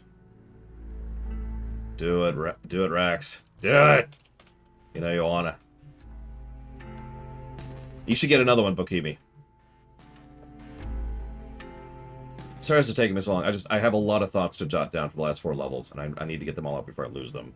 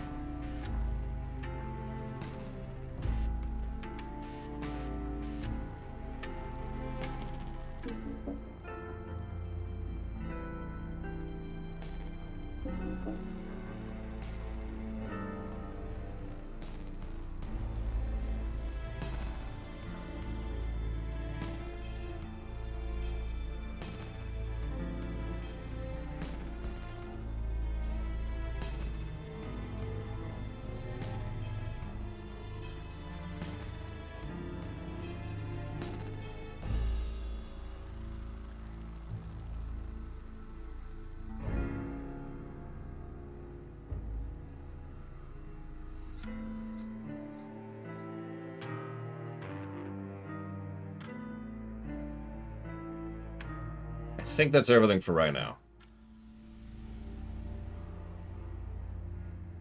Okay.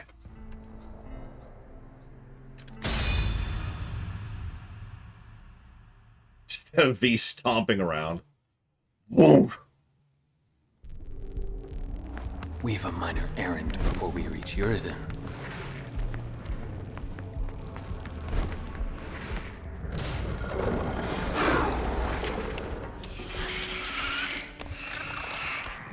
Oh, genius says be careful. Yeah, no shit, Shirley. Ain't that right, V? I mean, you are fragile at the moment. Wouldn't take much to wipe you out in a sticky situation. I'm just saying that running away is okay. It's always okay to run away if you're not up for it. He who desires but act not breeds pestilence.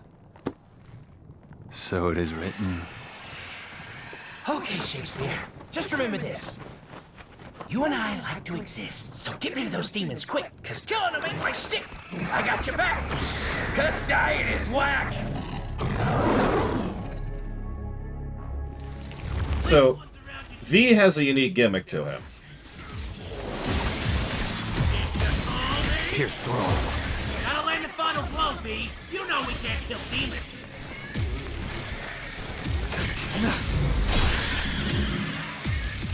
And that right there is it. So, his summons can basically crystallize demons, which stuns them, but only V himself can actually kill them. And he has slow, terrible melee. So you really don't want to do that unless you're absolutely ready or know exactly what you're doing.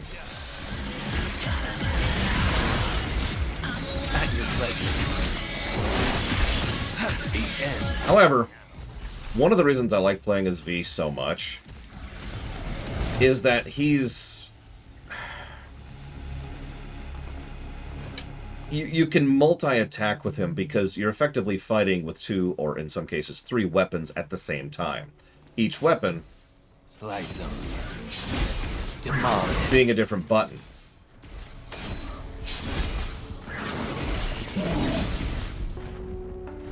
So, you can literally be attacking multiple times at the same time.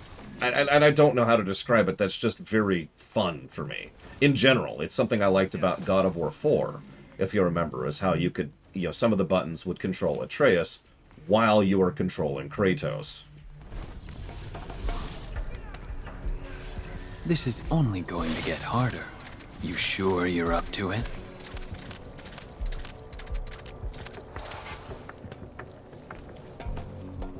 So yeah, sorry, I should be explaining all this out loud. Go. This is my gun, I need you. and this is my melee. Pin him to the wall. And my special is my terrible, terrible attack. Which again, finisher.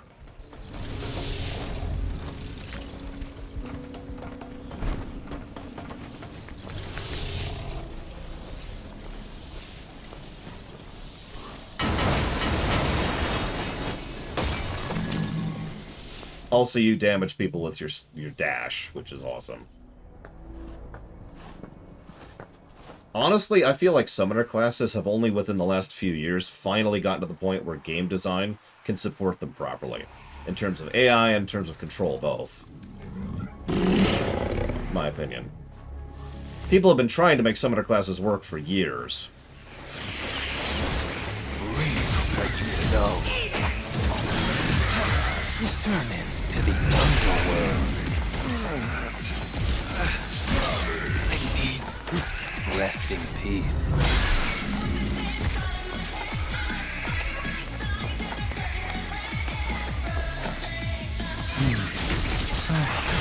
Pardon me.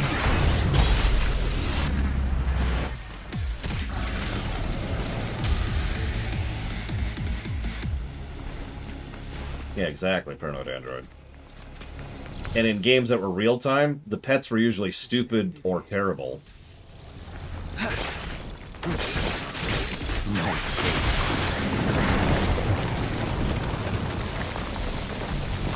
So why is the music different?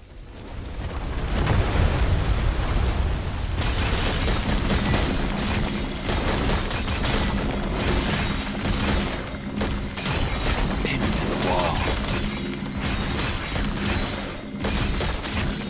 No escape. Okay, so apparently there's a way to change that in the gallery. Well, let's quit the mission then. Wonder when I did that. Jukebox, maybe?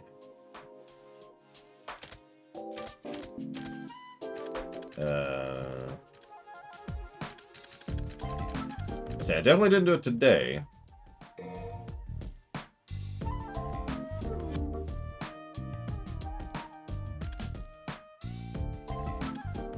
So this should be V's. Which one's subhuman? Oh, it says right there, Dante. So we'll do that. There we go. There, hopefully that'll fix it.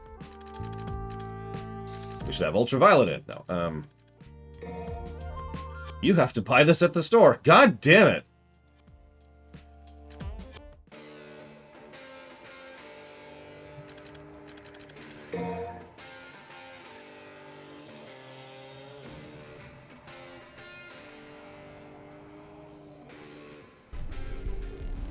We've a minor errand before we reach Urizen. I mean, Zira bought Virgil, if we're being completely honest about it.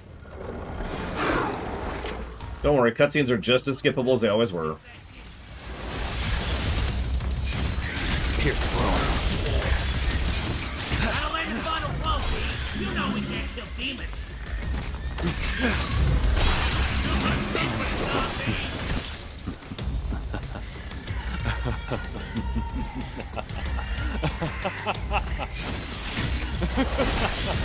You make me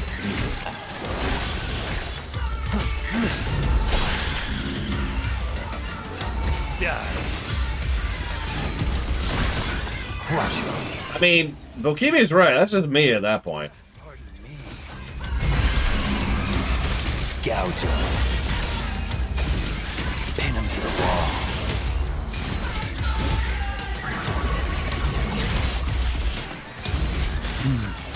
So hungry for death. The end is now.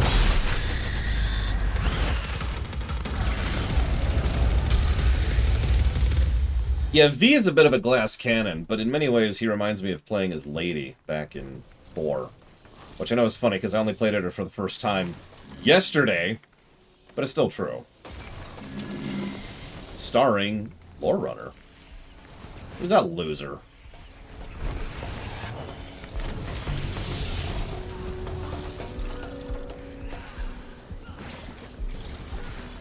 It looks like he's having fun, whoever he is.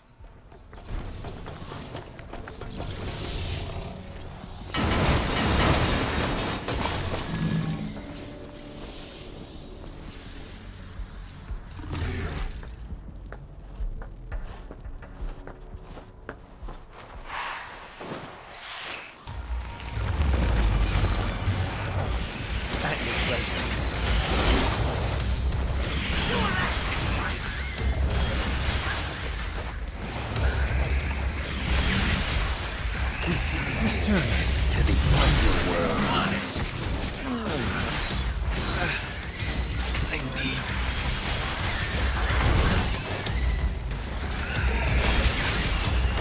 The end is now rising. No escape. Rest in peace. I think it's the same speed, Mihawk.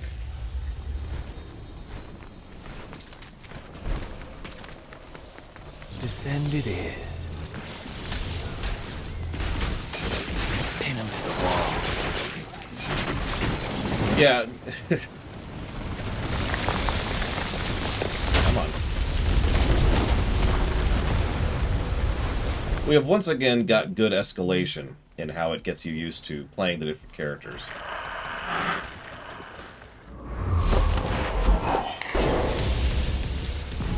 I need you. So this is our third buddy. Slice him. Pin him to the wall. Ascend. Slice him. Die.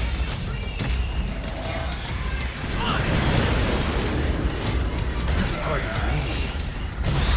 And yeah, you'll notice how the first area... The end is now. Don't mind me.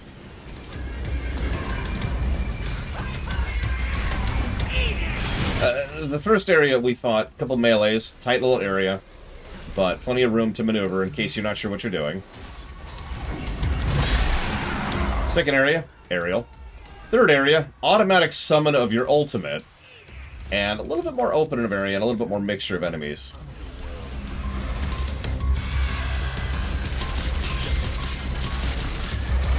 Come on.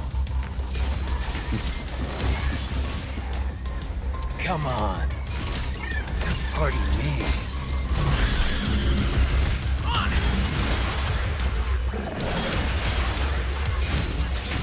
No escape. Return to the underworld.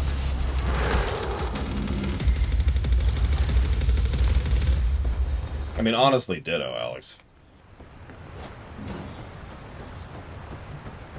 Yeah, the tutorials just aren't playing because I've played this game before.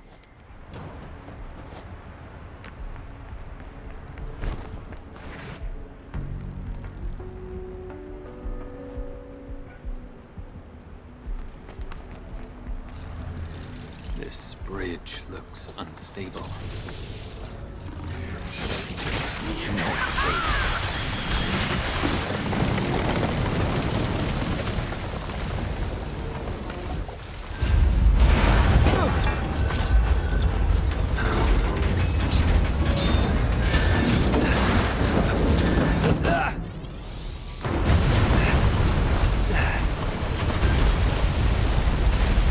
The summons do nothing if I do nothing, von Falkenstein. Everything they do is something I am doing. So, one of the things I like most about V is I have to think about doing the timing on my attacks. Basically twice. To make sure I get things like that instead of just auto-matching. And of course I've got that attack and this attack, which I have to be managing at the same time. Fashion-wise, his tattoos look terrible. The rest of it's pretty good. I will not allow him to gain any more power.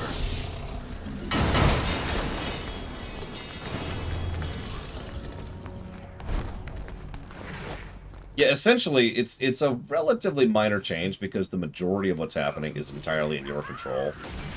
It's just the source of it's different, and you can do both at the same time. Again, the both at the same time, I think, is the real game changer for me personally.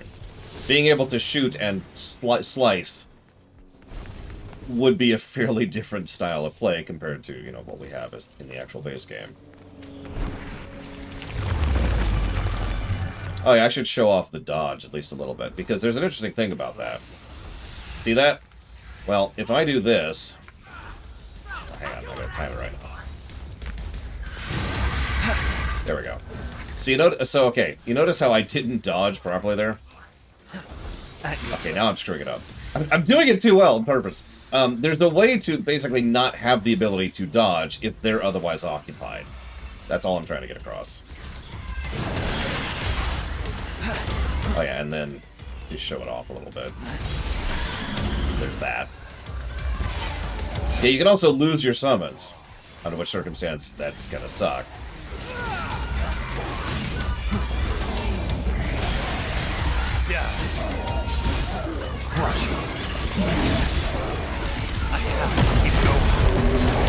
That's our double trigger, by the way. Summoning Nightmare. I mean, whoever that is.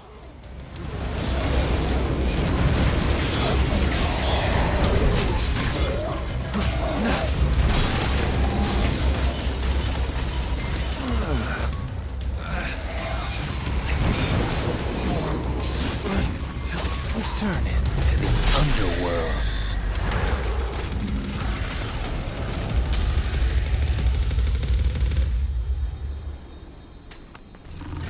And yeah, that's their health on the left there. Human blood is the source of his strength. I must cut off his supply.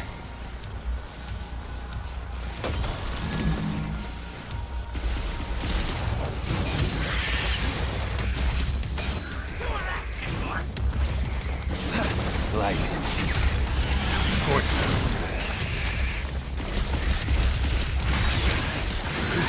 Rest in peace.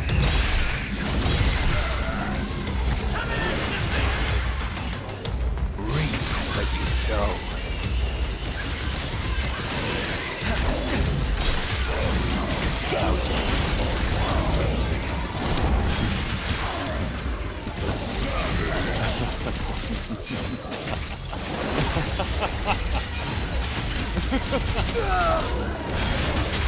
I deserve that. I let that go for way too long.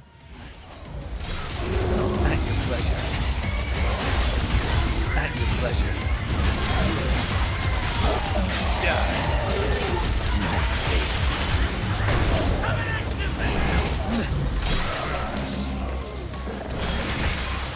Slice him. Slice him. Pin to the wall.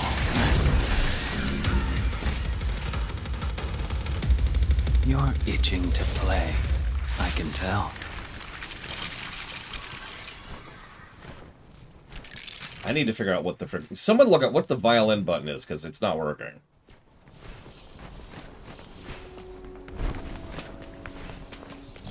Yeah, blood tax. We don't take all the blood, just a little bit, you know.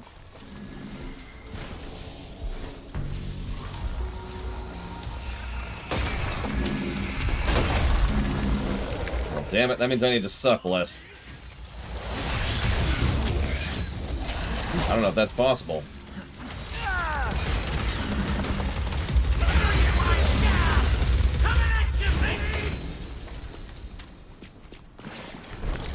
I'm gonna be completely real.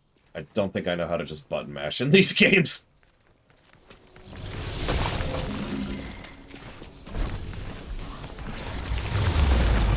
Like, I have way too much muscle memory of the timing, you know?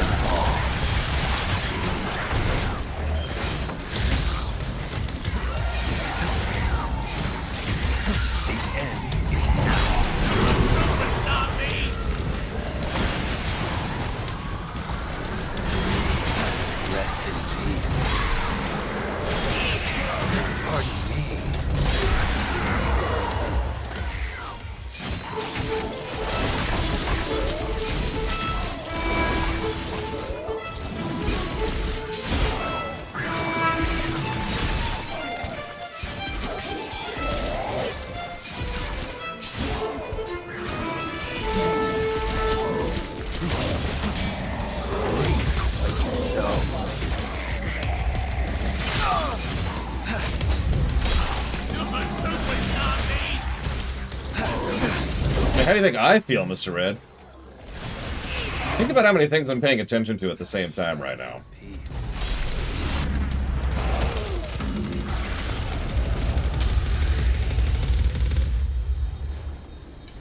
So there you go.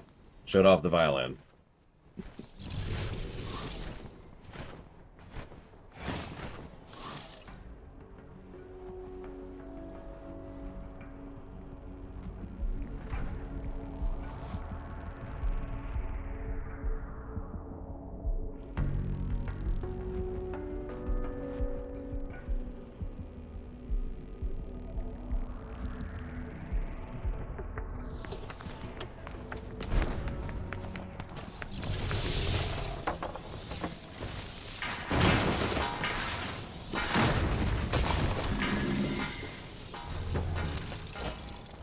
I think my favorite part about the violin is that it just straight up overrides the music.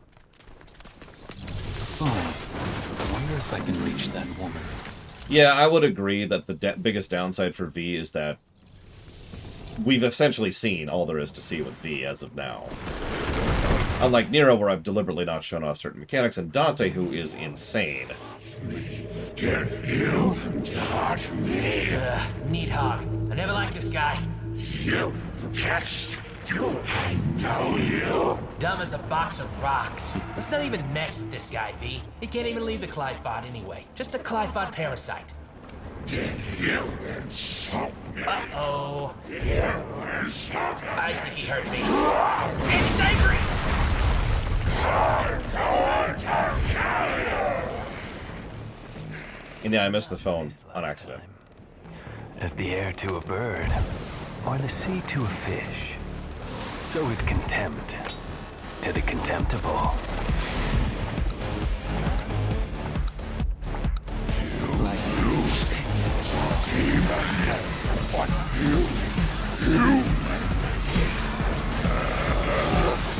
If the fool would persist in his folly, he would become wise. He really is just Genesis, but better, isn't he? Also, I love how this creature is so stupid as to effectively be unintelligent. Like, I'm saying that wrong. This guy is the low intelligence playthrough from Fallout 2. There we go. That's the way to phrase that.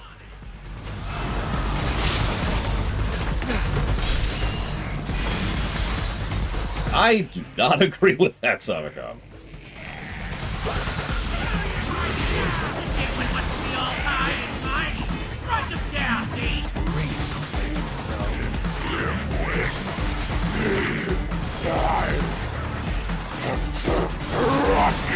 Also, to be clear, I'm making sure that we're calling the Genesis, not the Parasite guy.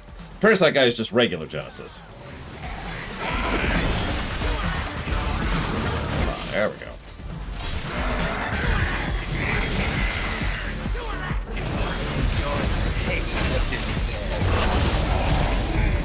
So one of the things that makes V unique is that almost every area you can play as him has a unique summoning animation for Nightmare, because there's only so many encounters, they know where all of them are, so they can do a custom little thing for each of those appearances. It's kind of cool.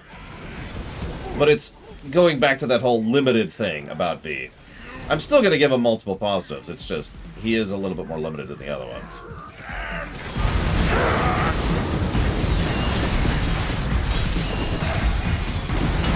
Not bad. There we go.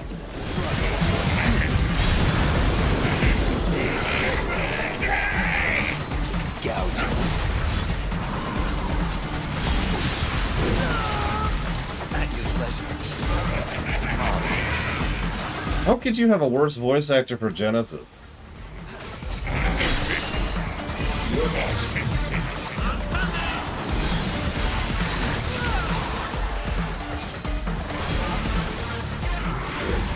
I think I got to 1 health before I did the phase change.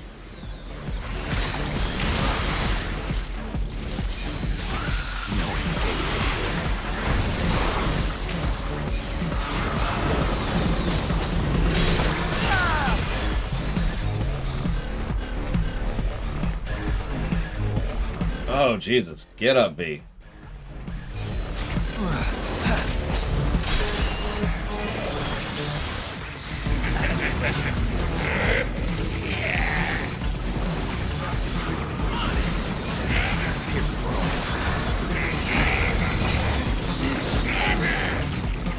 The cut worm forgives the plow. What do you say?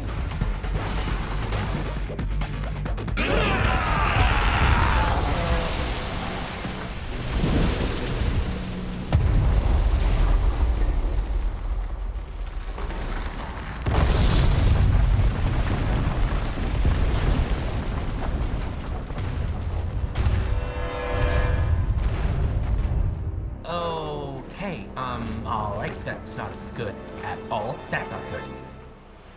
Well, hey, wait, where are you going? Are you running away? That's not a good sign.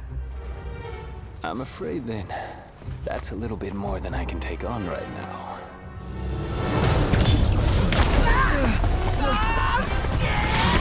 Alice, get out of here!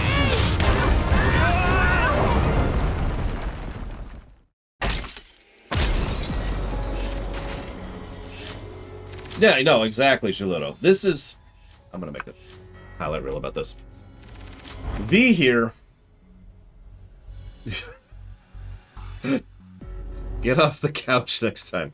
V here is a perfect example of how an idea depends entirely on execution. It is so easy for me to picture V's gameplay in an earlier game.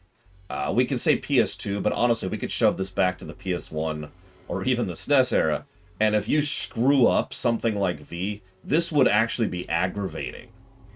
It would be a non-stop frustration playing as someone if they didn't design the everything. Just the everything. You know what I mean? Yeah, he would be a Sten. He would be a complete Sten, and it would just be, ugh! Because there's so much going on here. There is so much about how the enemies attack what, how you can aim them, how you can time their attacks, how they move, how they respawn, how they can be pulled back to you, even in the middle of combat, even if they're otherwise engaged because you do the right input or whatever. There's just so much going on that is keeping V actually worth a damn. And that's why I bang so hard on about the concept of execution. Ideas are just ideas until you implement them.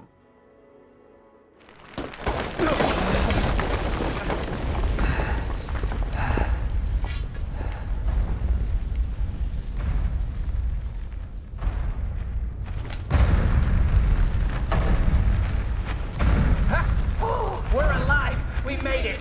It's our lucky day, V. Let's go find a game of cards. These Qliphoth roots. They're everywhere. Well, we are underground. Probably Alex. Then I guess we have some clearing up to do. And me without my gardening shears. Yeah, I can just mentally picture the scripts on top of scripts on top of scripts that are keeping this game, that is to say, functional. Whereas everyone else, I know this sounds strange, has a lot less moving parts. Dante, to use it, Nero, we'll use Nero as a only really has to keep track of two things: him and which thing he currently has equipped. And which thing he currently has equipped is a fairly static thing, and it's something you also have total control over.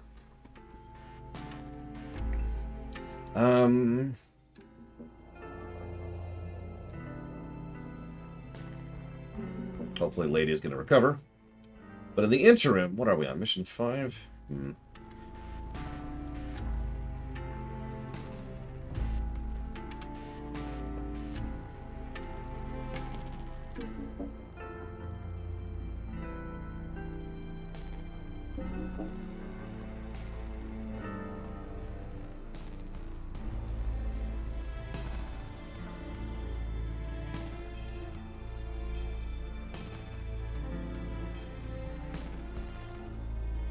Do it, Rax. You know you want to. Come on, man. I'm getting pizza.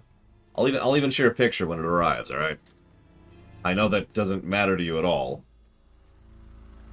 Tell you what, the Christmas present I was literally already planning to get you, I will still get you if you go get pizza.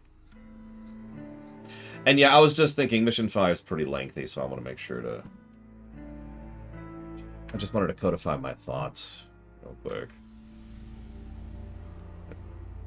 Because, yeah, I've been very positive on this game so far. I've come up with a grand total of 3 negatives so far. 1 for the warping of the plot, which is dumb, and 2 for microtransactions. We gotta get some negatives in somewhere, right? I think I am gonna go ahead and chop off for lunch. So, in about an hour, we might actually get past Mission 5 in this game.